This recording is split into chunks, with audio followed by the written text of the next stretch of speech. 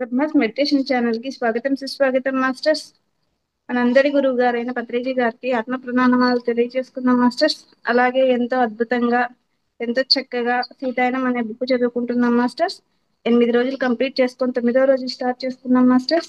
Madam, మీకు Brahma's meditation channel తరపున స్వాగతం సుస్వాగతం madam. Thank you. Over to you madam. Okay madam, thank you. గురువు గారైన బ్రహ్మశ్రీ సుభాష్ పత్రిజీకి నా ధ్యాన శాస్త్రాంగ వందనాలు తెలియజేసుకుంటూ, మరి బ్రహ్మాస్ మెడిటేషన్ ఛానల్ వారికి కూడా నా హృదయపూర్వక ధన్యవాదాలు తెలియజేసుకుంటూ, అలాగే ఎవరైతే ఈ యూట్యూబ్లో కానీ లైవ్లో కానీ ఎవరైతే వీక్షించి వింటున్నారో వాళ్ళందరికీ కూడా నా ధ్యాన వందనాలు తెలియజేసుకుంటున్నాను. సరే, రోజులాగే మనం ఇంట్రడ్యూస్ చేసుకుందాము. ఈ బుక్ ఎలా వచ్చిందంటే, మనకి డీనా మెరియం అనే ఆవిడ ఫారినర్ అన్నమాట. ఆవిడ ఒక మెడిటేటరు. అమ్మాయి కొన్ని ధ్యాన సంస్థలకి అధ్యక్షురాలుగా ఉన్నారు. ఆవిడ మెడిటేషన్ టూర్కి వెళ్ళినప్పుడు ఒక చోట రామాలయంలో ఆవిడ మెడిటేషన్ చేస్తున్నప్పుడు సీతాదేవి విగ్రహం నుంచి ఒక వెలుగులాగా ఆవిడలోకి ప్రవేశించటము, ఆవిడ తన గత జన్మకి వెళ్ళిపోవడం జరిగింది. ఆ గత జన్మ ఎక్కడికంటే త్రేతాయుగంలో సీతాదేవి యొక్క పరిచారికగా దాసిగా చూసుకుందంట. అప్పుడు ఆవిడ పేరు మీనాక్షి. ఈ డీనామిరియం ఎవరైతే ఉన్నారో ఆ జన్మలో సీతాదేవి దగ్గర ఒక పరిచారికగా, ఒక మీనాక్షిగా చూసుకున్నారు. ఆవిడ ఈ టెలిపతి ద్వారా ఇదంతా చెప్తుంటే మనకి అన్టోల్డ్ స్టోరీ ఆఫ్ సీతాగా ఆవిడ ఈ బుక్ రచించారు. దాన్ని మన పత్రి సారు మన ఉయ్యూరు స్వర్ణలత మేడం తోటి ఈ తెలుగులోకి అనువదింపజేసి మనందరికీ అందించారు అనమాట. ఇది క్లుప్తంగా మనం రోజు ఇంట్రడ్యూస్ చేసుకుంటున్నాం కొత్త వాళ్ళ కోసం. అయితే మనం సెషన్లోకి వెళ్ళిపోదాం. ఇంకా నిన్నటి వరకు ఏం జరిగిందంటే, ఆ అసలు రోజులు చాలా ఈ ఇక్కడికి వచ్చేస్తారు, అయోధ్యకు వచ్చేస్తారు అందరూ. వచ్చేసిన తర్వాత సీతాదేవి ఇక్కడ ఎలా ఉండాలో వాళ్ళకి అందరికీ సూచనలు ఇస్తూ ఉంటుంది అనమాట. అయితే ఒక నది దగ్గరికి వెళ్ళడం, వాళ్ళు నది పిలుస్తుంది అనడం, అందరూ కలిసి నదికి వెళ్ళడము, ఇవన్నీ జరుగుతాయి. సరియు నది నన్ను పిలుస్తుంది అని చెప్పి సీతమ్మ వారు కూడా ఆ పరిచారక వేషంలోనే వెళ్తుంది అనమాట. సరే, వీళ్ళు మన దేశం వాళ్ళు కాదు, సీతమ్మ వారితో వచ్చిన పరిచారకులు అని చెప్పి వాళ్ళు అభ్యంతరం చెప్పకుండా అక్కడికి పంపించడం, ఇదంతా జరుగుతుంది అనమాట. శ్రీరాముడు ఏమంటారంటే, నేను అంత నీకు వెళ్ళాలని అంటే సీతాదేవి రూమ్ దగ్గరే వెయిట్ చేస్తూ ఉంటాడు శ్రీరాముడు చిరునవ్వుతో. ఏమంటాడంటే ఆయన, సీత నీకు వెళ్ళాలనిపిస్తే నన్నే అడగొచ్చు కదా, నేనే తీసుకెళ్లేవాడిని, ఏం పర్వాలేదు, మన అందరం త్వరలో అడవికి వెళ్దాంలే అందరం కలిసి అంటారనమాట. సరే అని చెప్పి అలా అనుకుంటూ ఉంటారనమాట. అయితే ఈ రోజు ఈ లోపు ఏమైందంటే అండి, మహారాజు అనారోగ్యానికి గురవుతారంట. అది గుండెకు సంబంధించిన వ్యాధి అని చెప్తారంట. ఔషధ వృక్షాలతో మాత ఆయనకు సహాయం చేయడానికి ప్రయత్నించినా కూడా కోలుకోలేదంట. ఎవరు? దశరథ మహారాజు. అయితే ఏమైందంటే ఆ అసలు కోలుకోవట్లేదంట. సీతాదేవి తన ప్రయత్నం అంతా, ఇప్పుడు చూడండి ఎవరికన్నా ఏ వ్యాధి అన్నా ఏదైనా కాలు కూడా, అప్పుడు మీనాక్షికి కాలు కూడా కట్టు కడుతుంది కదా ఔషధ గుణాలున్న మొక్కల దగ్గర ఆ వనమూలికలన్నీ సేకరించి, అలాగే దశరథ మహారాజు కూడా గుండెకి సంబంధించిన అనారోగ్యానికి గురైతే ఔషధ వృక్షాలతో ఆ సీతాదేవి ఆయనకు సహాయం చేయడానికి ప్రయత్నించిందంట. అయినా కూడా ఆయన కోలుకోలేదంట. అప్పుడు ఆయన రాముడికి పట్టాభిషేకం చేద్దామని నిర్ణయించుకున్నారంట. ఆ మంగళదాయకమైన రోజు ఆ గడియలు దగ్గర పడుతుండగా హఠాత్తుగా ప్రతిదీ మారిపోయిందంట. ఆ సన్నివేశం మొత్తం వీళ్ళు అనుకున్నదంతా మారిపోతుంది అనమాట. ఏమైందంటే, మహారాణి కైకేయి మనసును ఆమె సేవకురాలు క్రూరమైన వంచన చేయగలిగిన స్త్రీ మార్చివేసిందంట. మనందరికీ తెలుసు కదండి కదా, మందర అని ఆవిడ పేరు. ఆవిడ కైకేయికి అన్ని ఉన్నాయి లేని ఎక్కించి చెప్పడము, మరి నీ నీ రాముడికి పట్టాభిషేకం చేస్తే వాళ్ళ పిల్లలకి వస్తుంది రాజ్యము, నీ పిల్లలకి ఇది అయిపోతారు, అది ఇది అని చెప్పి విష బీజాలు నాడుతుంది కైకమాతతో. నీకు కనీసం కబురు కూడా చెప్పలేదు. ఇదంతా మనకు తెలిసిన విషయం కదా. అదే ఇక్కడ జరిగిందంట. దాంతో మహారాణిలో అసూయ కోపం నిండిపోయి కొన్ని సంవత్సరాల క్రితము ఒకానొక యుద్ధంలో కైకేయి మహారాజును రక్షిస్తుందన్నమాట. కొన్ని రోజుల క్రితం, కొన్ని సంవత్సరాల క్రితం. అప్పుడు ఆమె కోరుకున్నప్పుడు 2 వరాలు ఇస్తానని వాగ్దానం చేస్తాడు. అంటే అప్పుడే ఇస్తానంటాడు, కానీ నేను కోరుకున్నప్పుడు ఇద్దరు, కానీ నాకు ఆ వరాలు ఇప్పుడు అవసరం లేదని కైకేయి చెప్తుంది అనమాట దశరథ మహారాజు తోటి. అయితే ఆ 2 కోరికలు ఏంటో ఇప్పుడు నెరవేర్చాలని అంటది అనమాట. ఆ 2 కోరికలు ఏంటో చెప్పు అంటే, ఈయన రాముడికి పట్టాభిషేకం అవుతుంది, చాలా ఆనందంలో ఉన్నారు. అంటే కైకేయి ఇలాంటి వరాలు కోరుకుంటుందని ఆయన అనుకోని ఉండరు అనమాట. అనుకొని సంతోషంతో, ఆ 2 వరాలు ఇప్పుడు నీకు కావాలా, ఏంటో చెప్పు, నేను ఇప్పుడే ఇస్తాను, నీకు ఇచ్చిన మాట నేను నెరవేర్చుకుంటాను అంటే, దానికి ఆ కైకేయి ఏం చెప్తుంది, రాముడు పెద్ద కుమారుడు అయినప్పటికీ అతనికి బదులుగా తన కుమారుడికి భరతుడికే పట్టాభిషేకం చేయాలని, రాముడిని 14 సంవత్సరాల పాటు రాజ్యం నుంచి బహిష్కరించాలని కోరుతుందంట. అయితే మేము పరిచారకులం. ఈ మార్పు చెందిన సంఘటనల గురించి, వారి కారణాల గురించి విన్నప్పటికీ కూడా సీతాదేవి మమ్మల్ని పిలిచి చెప్పే వరకు ఆమె అతనితో వెళ్ళిపోతుందని తెలియదు. సీతామాత వీళ్ళకి చెప్పేదాకా కూడా వీళ్ళందరూ ఏంటంటే ఆ రాజమహల్లో ఉండరు కదా, ఏదో వాళ్ళకి అవసరం అని అన్ని సమకూర్చి వాళ్ళ గదుల్లో వాళ్ళు ఉంటుంటారు. సీతాదేవి వచ్చి ఈ విషయం చెప్పేదాకా వాళ్ళకి ఎవరికి, మీనాక్షితో సహా వాళ్ళెవ్వరికి కూడా ఈ విషయం తెలియదంట. అయితే ఆమె మా ముందు నిలబడి రాముడు వనవాసానికి అంగీకరించాడు, మేమిద్దరము విడివిడిగా ఉండము గనక నేను కూడా వెళ్తున్నాను, రాముడు ఎక్కడుంటే సీత అక్కడే, అలాగే సీత ఎక్కడుంటే రాముడు కూడా అక్కడే ఉంటాడు అని ఈమె ఆ వార్త వాళ్ళు ఆకలింపు చేసుకొని కాస్త వాళ్ళకి ఈ కొంచెం స్పృహ వచ్చేదాకా ఆగుతుంది అనమాట. ఒకసారి షాకింగ్ న్యూస్ కదా, వాళ్ళు గ్రహించే వరకు ఆగుతుందంట సీతాదేవి. మేము నోట మాట రానట్లు అలా ఉండిపోయామని మీనాక్షి ఇదంతా చెప్తుందన్నమాట. అసలు మేము ఏమైనా ఉద్వేగాన్ని ప్రదర్శించామో లేదో కూడా వాళ్ళకి తెలియట్లేదంట. ఆమె చెప్తున్న మాటలు అర్థమయ్యి మేము శాంతం గ్రహించలేకపోయాము. అసలు అర్థమైందో లేదో కూడా వాళ్ళకి అర్థం కావట్లేదంట, గ్రహించలేకపోయాము మేము. ఆమె ఉద్దేశపూర్వకంగా మా వైపు చూస్తూ ఈ రాజ్యానికి గొప్ప విపత్తు రాబోతుంది, దాని వల్ల బయట దాడులు సంభవిస్తాయి, రాముడు లేకపోవటాన్ని అవకాశంగా తీసుకునే వాళ్ళు కొంతమంది ఉంటారు, మేము ఎక్కడున్నప్పటికీ ఆయన రాజ్యాన్ని రక్షిస్తూనే ఉంటాడు అన్న విషయంలో నాకు ఏ సందేహము లేదు, రాముడు ఎక్కడున్నా కూడా ఈ రాజ్యాన్ని రక్షిస్తూ ఉంటాడనే విషయంలో నాకు ఏ సందేహం లేదని సీతమ్మ వారు చెప్తుంది అనమాట ఈ పరిచారకులకి. కానీ నేను చేయవలసింది కూడా చేయాలి కదా, ఇక్కడ నా బాధ్యతలు పూర్తి చేయడానికి మీ నలుగురి మీద ఆధారపడవలసి ఉంది. ఆ నలుగురు ఎవరో మనకు తెలుసు కదా, ఉష, రోహన, సోమ, మీనాక్షి అని చెప్పి కాసేపు మౌనంగా ఊరుకుందంట సీతాదేవి. అంటే మీరు లేకుండా మేము ఇక్కడ ఉండాలా మాత అని ప్రశ్నార్థకంగా అడిగిందంట మీనాక్షి. మేము మిథులకు వెళ్ళిపోతామేమో అనుకున్నాము, అంటే అంటే ఇక్కడ సీతాదేవి రాముడు ఉండట్లేదు కదా, మేము ఇక్కడ ఉండి ఏం చేయాలి, మిథులకు వెళ్ళిపోతామేమో అనుకున్నామని మీనాక్షి సీతాదేవితో అంటుందన్నమాట. అయితే ఆమె తల ఆడిస్తూ ఊర్మిళ ఇక్కడే ఉంటుంది కదా, నేనే కదా వెళ్ళేది, నువ్వు ఆమె పనులలో సహాయం చెయ్యి ఊర్మిళాదేవికి, కాబట్టి అంతేకాదు ఇక్కడ నా ఉనికిని కూడా వీలైనంత రక్షించు మా ఆంటీ అని సీతాదేవి చెప్తుంది. అప్పుడు మీనాక్షి ఏమంటుందంటే, మాత మీరు ఎంత కాలం ఉంటారు అక్కడ, ఉష వణికే గొంతుతో అడిగిందంట. మాత వెంటనే సమాధానం చెప్పలేదు, కానీ నెమ్మదిగా 14 సంవత్సరాలు ఉంటాము మేము అక్కడ అని చెప్తుందనమాట. మాత 14 సంవత్సరాల మీరు లేకుండా అంతకాలం జీవించేది ఎలా మేము అని అయోమయంగా మీనాక్షి అడుగుతుందన్నమాట. నేను లేకుండా ఉండగలవు మీనాక్షి, నువ్వు నా భౌతిక ఉనికిని దాటి చూడగలగడం నేర్చుకోవాలి, అంటే థర్డ్ ఐతో నువ్వు చూడగలగడం నేర్చుకోవాలి, భౌతిక దాన్నే కాదు అని చెప్తుందనమాట. నేను ఇక్కడ నీతో ఉన్నప్పుడు సేవ చేయటం తేలికే, కానీ ఇప్పుడు నువ్వు ఎక్కడ నా భౌతికమైన ఉనికి లేకపోయినా, ఇక్కడ నా భౌతికమైన ఉనికి అంటే నేను భౌతికంగా ఇక్కడ లేకపోయినా కూడా సేవ చేయటం నేర్చుకోవాలి. నాకు ఆ మీనాక్షికి ఈ మాట ఏం చెప్తుందో అర్థం కాలేదంట, అయోమయంగా ఉన్నదంట. ఒకానొక పేలమైన నవ్వుతూ సీతాదేవి ఏంటంటే, ఏదో ఒక రోజు నువ్వు తెలుసుకుంటావులే, ఇప్పుడు తెలుసుకోపోయినా నా మాటల యొక్క అర్థాన్ని నువ్వు ఏదో ఒక రోజు తెలుసుకొని తీరుతావు అని చెప్తుంది అనమాట.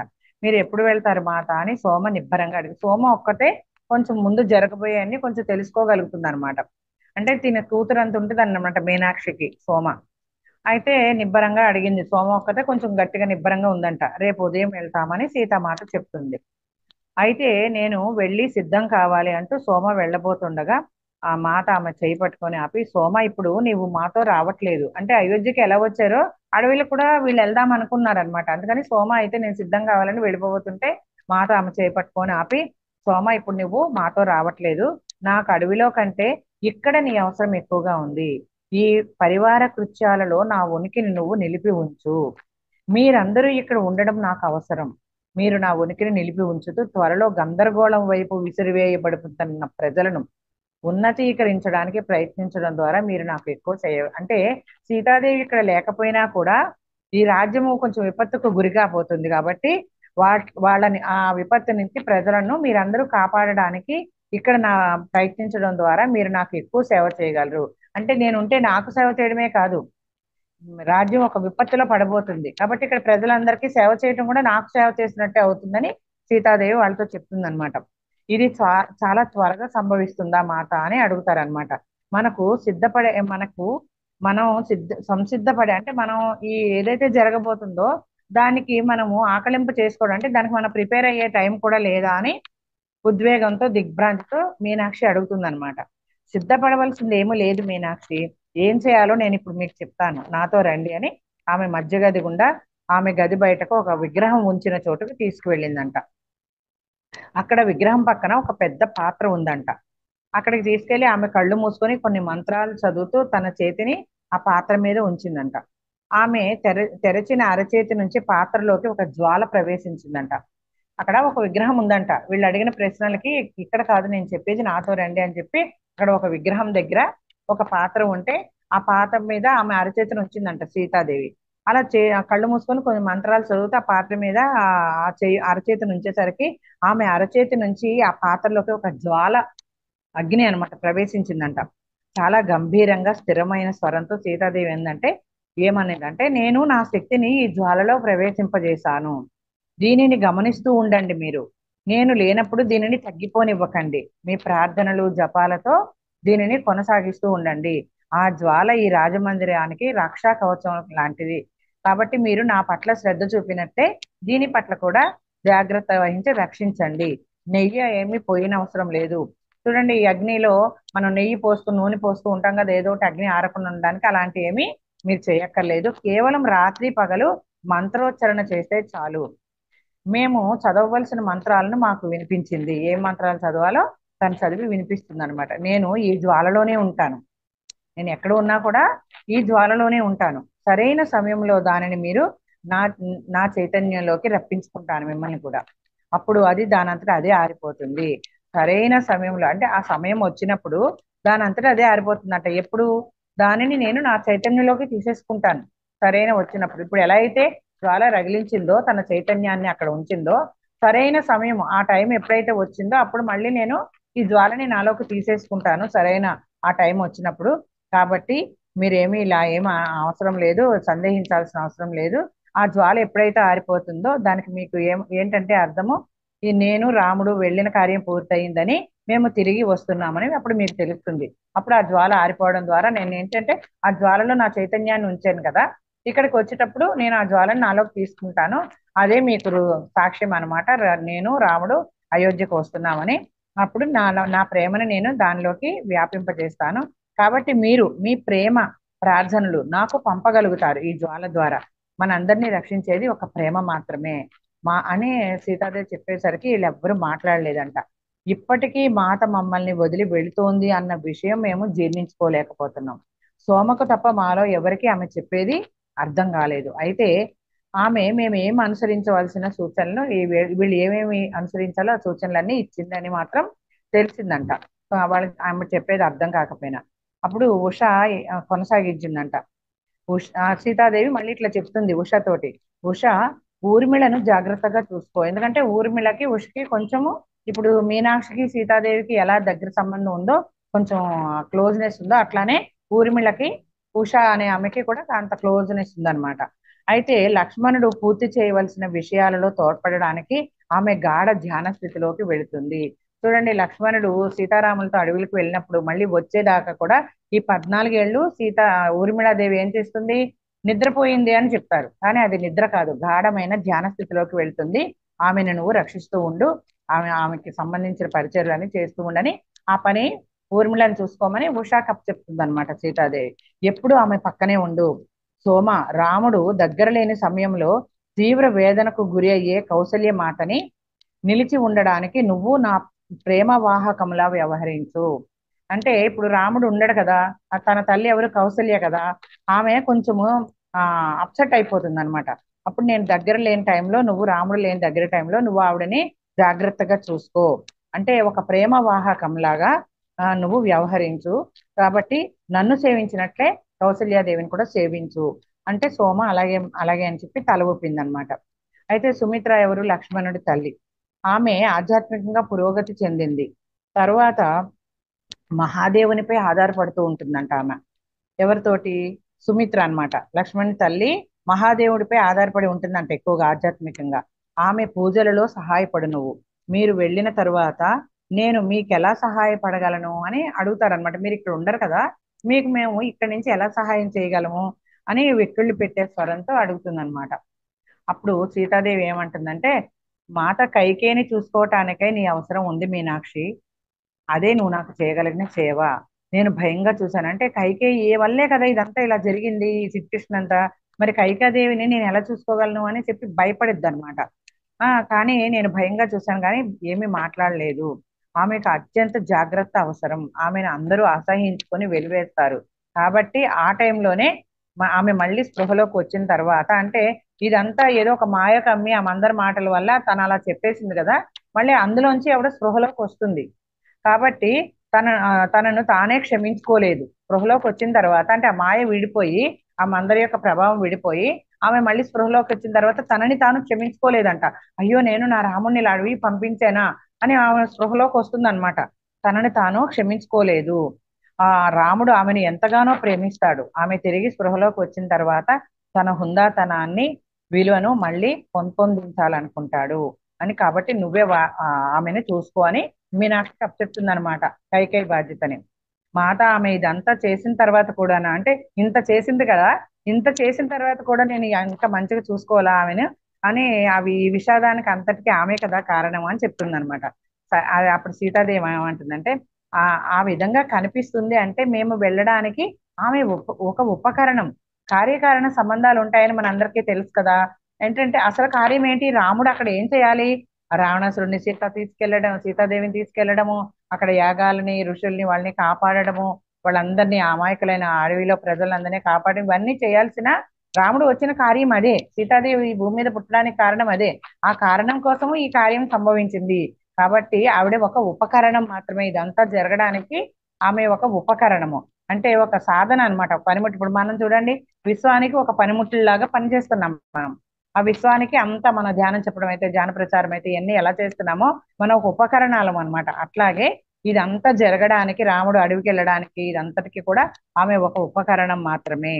మానసిక బలహీనతను ఆమె ఈ విధంగా ఉపయోగించుకోవటానికి ఆమె మానసిక బలహీనత అనుమతించింది. అందుకని ఆమెను మనం వెలివేయకూడదు. చూడండి ఎంత క్షమాపణ ఉందో సీతాదేవి దగ్గర. అలాగే మనందరం అజ్ఞానంలో ఎలాగ ప్రవర్తించినా కూడా అవతలి వాళ్ళు మనం క్షమించగలగాలి. ఆమె మాలో ఒక్కొక్కరిని చూస్తూ ఈ విషయం చెప్పిందంట. చూడండి సీతాదేవి ఎంత గొప్పగా చెప్పింది. మానవులు ఎలా ప్రవర్తించాలనేది సీతారాముడు చేసి ఇట్లా నిరూపించారు. మరి కైకేయ ఆ మాయలో పడి రాముడిని అడవులకి వెళ్ళిపోమంది, తన కొడుక్కి పట్టాభిషేకం చేయమంది. అయినా కూడా సీతాదేవి క్షమించాలి అని చెప్తుంది. వాళ్ళని ఇంకా ప్రేమతో చూసుకోవాలి. ఎవరైతే అజ్ఞానంలో చేస్తున్నారు, వాళ్ళు ఏం చేస్తున్నారో వాళ్ళు స్పృహలోనే ఉండట్లేదు. కాబట్టి మళ్ళీ వాళ్ళు స్పృహలోకి వచ్చింది, అయ్యో నేను ఇలాంటి పని చేశానా, అయ్యో ఎందుకు అని వాళ్ళకి వాళ్ళు బాధపడతారు. కాబట్టి అప్పుడే మనం వాళ్ళకి ప్రేమను అందించాలి, క్షమించాలి. కాబట్టి ఆమెను వెలివేయకూడదు అలాంటి వాళ్ళని అని సీతాదేవి. చూడండి మనందరికీ చెప్తున్నట్టే, నేను ఎప్పుడూ ఒక విషయం చెప్తుంటాను. ఏ బుక్ చదివినా, ఏ క్లాస్ చెప్పినా ఏమని చెప్తాను, మనం చదివి ఈ భగవద్గీత చదువుతున్నాం అనుకోండి, భగవద్గీత చదివినప్పుడు మనం ఎవరిలా అయిపోవాలి, అర్జునుడిలా అయిపోవాలి. ఆ భగవద్గీత కృష్ణుడు అనుకొని, అది మనకి కృష్ణుడు చెప్తున్నాడు అనుకొని మనం అలాగ చదవాలి. అప్పుడే మనం ఆకలింపు చేసుకుంటాం మన మైండ్ లో అంతా. ఇవన్నీ అలా వినాలి. కాబట్టి ఇక్కడ మళ్ళీ సీతాదేవి కూడా అదే చెప్తుంది. కాబట్టి ఇదంతా మనము అలాగ మనం అన్ని మన గురించే చెప్తున్నారు. ఈ దేవుళ్ళు దేవతలు అందరూ ఆ యుగంలో అలా రాముళ్లాగా, తర్వాత ద్వాపర యుగంలో కృష్ణుళ్లాగా వచ్చి, మరి విష్ణుమూర్తి హాయిగా అలా ఉండొచ్చు కదా, ఇన్ని అవతారాలు ఎందుకు ఎత్తడం, మన మానవాళి కోసము. వాళ్ళు వాళ్ళ శక్తి స్థాయిని, ఫ్రీక్వెన్సీని తగ్గించుకొని ఈ రామావతారంలో, కృష్ణావతారంలో రాముడు ఏం చేశాడు, చేసి చూపించాడు. ధర్మాన్ని ఎలా ఆచరించాలి, తల్లిదండ్రులతో ఎలా ఉండాలి, బిడ్డలతో ఎలా ఉండాలి, అన్నదమ్ములతో ఎలా ఉండాలి, భార్యతో ఎలా ఉండాలి అని రాముడు చేసి చూపించాడు మనకన్ని. చూడండి ఎలా క్షమించాలి, మన పట్ల ద్వేషంగా ప్రవర్తించిన వాళ్ళతో కూడా మనం ఎలా వ్యవహరించాలి, వాళ్ళని ఎలాగా ప్రేమను పంచాలని అన్ని చేసి చూపిస్తున్నారు రాముడు సీతాదేవి. మరి మనం వాళ్ళని ఆదర్శంగా తీసుకుంటున్నామా, మనల్ని మనమే ఒకసారి ఇక్కడ చెక్ చేసుకోవాల్సిన అవసరం ఎంతైనా ఉంది. అలాగే కృష్ణుడు ఏం చేశాడు ఆ అవతారంలో, అక్కడ ఆ అవతారంలో ఆ యుగంలో ఆ ధర్మం 4 పాదాల 3 పాదాల నడుస్తుంది కాబట్టి కృతయుగంలో 4 పాదాలు నడిచింది. ఈ త్రేతాయుగం వచ్చరికి 3 పాదాలతో నడిచింది కాబట్టి అట్లా చేసి చూపించారు. తర్వాత కృష్ణుడి దగ్గర 2 పాదాలతోనే నడిచింది. ఆయన చెప్పి చేయించాడు. రాముడు చేసి చూపిస్తే కృష్ణుడు ఏం చేశాడు, చెప్పి చేయించాడు అనమాట. ఇక్కడ చూడండి కలియుగంలో కుంటుతూ నడుస్తుంది ధర్మం. కాబట్టి మన పత్రి సారు అంత శక్తివంతుడైన కాబట్టి ఆయన ఆ శక్తితోటి మనందరినీ కూడా ఒక మంచి మాస్టర్స్ గా తయారు చేసి మన ద్వారా లోకానికి ఇది అందిస్తున్నారు. ఇదంతా భగవంతుడి పని. లేకపోతే ఇక్కడ మనం ఉండము, ఇక్కడ మనం చదవము, మీరు వినరు. ఇది ఒక భగవంతుడి కార్యం అనమాట. లేకపోతే ఎక్కడో డీనామేరియం ఏంటి, ఫారెన్ లో ఉండడం ఏంటి, ఆవిడ ఇంగ్లీష్ లో రాయడం ఏంటి, ఆవిడ గత జన్మలోకి వెళ్ళడం ఏంటి ఆ సీతాదేవి ఆలయంలో, అదంతా ఈ బుక్ లా రాయడం ఏంటి, దీన్ని మనకి తెలుగులో అనువదింపజేసి పత్రిసారి మనతో ఇది అందరికీ చదివి వినిపించడం ఏంటి. ఇది ఊరికే జరగలేదు, ఇది కూడా కార్యకారణ సంబంధమే. మన అందరం కూడా ఆ విశ్వానికి పనిముట్లు. అలాగే ఇక్కడ కైకేయదేవి కూడా ఒక పనిముట్టు, ఒక సాధన మాత్రమే. కార్యకారణ సంబంధాలు ఇవన్నీ. ఆ కార్యం జరగాలి, సీతాదేవిని రావణుడు తీసుకెళ్ళాలి, మరి రాముడు అదంతా చెయ్యాలి, ఆ దుష్ట సంహారం చెయ్యాలి. కాబట్టి కోరుకుంటారు కదా, 7 జన్మల్లో మిత్రులుగా వస్తారా, 3 జన్మల్లో శత్రువులుగా వస్తారా, జై విజయులు. కాబట్టి ఇదంతా జరగాలంటే ఈ అవతారంలో రావణుడు అలా రావాలి. వాళ్ళ పాత్రలు చక్కగా వాళ్ళు చేశారు. అలాగే మనం కూడా కూతురుగా కోడల పాత్రగా అని మనం నటించడానికి వచ్చాం. ఈ స్టేజ్ అన్నమాట ఇదంతా. భూలోకం అనేది ఒక స్టేజి. మన పాత్ర అయిపోగానే మనం ఇక్కడ నుంచి వెళ్ళిపోతాం. చూడండి, సినిమా చూస్తాం, సీరియల్ చూస్తాం, వాళ్ళ పాత్ర అయ్యగానే వాళ్ళ మేకప్ తీసి వెళ్ళిపోతారు కదా. అలాగే మనం ఈ భూమి యొక్క స్టేజి అన్నమాట. షేక్స్పియర్ చెప్తాడు, ఇది అంతా భూమి ఒక స్టేజి. మన పాత్రలు మనం వేసి పర్ఫెక్ట్ గా నటించి మన పాత్ర అయిపోగానే ఎక్కడ వచ్చిన వాళ్ళం అక్కడికి వెళ్ళిపోతామంట. అలాగే సీతాదేవి రాముడు ఈ పాత్ర తీసుకొని రావణాసురుడు వచ్చారు.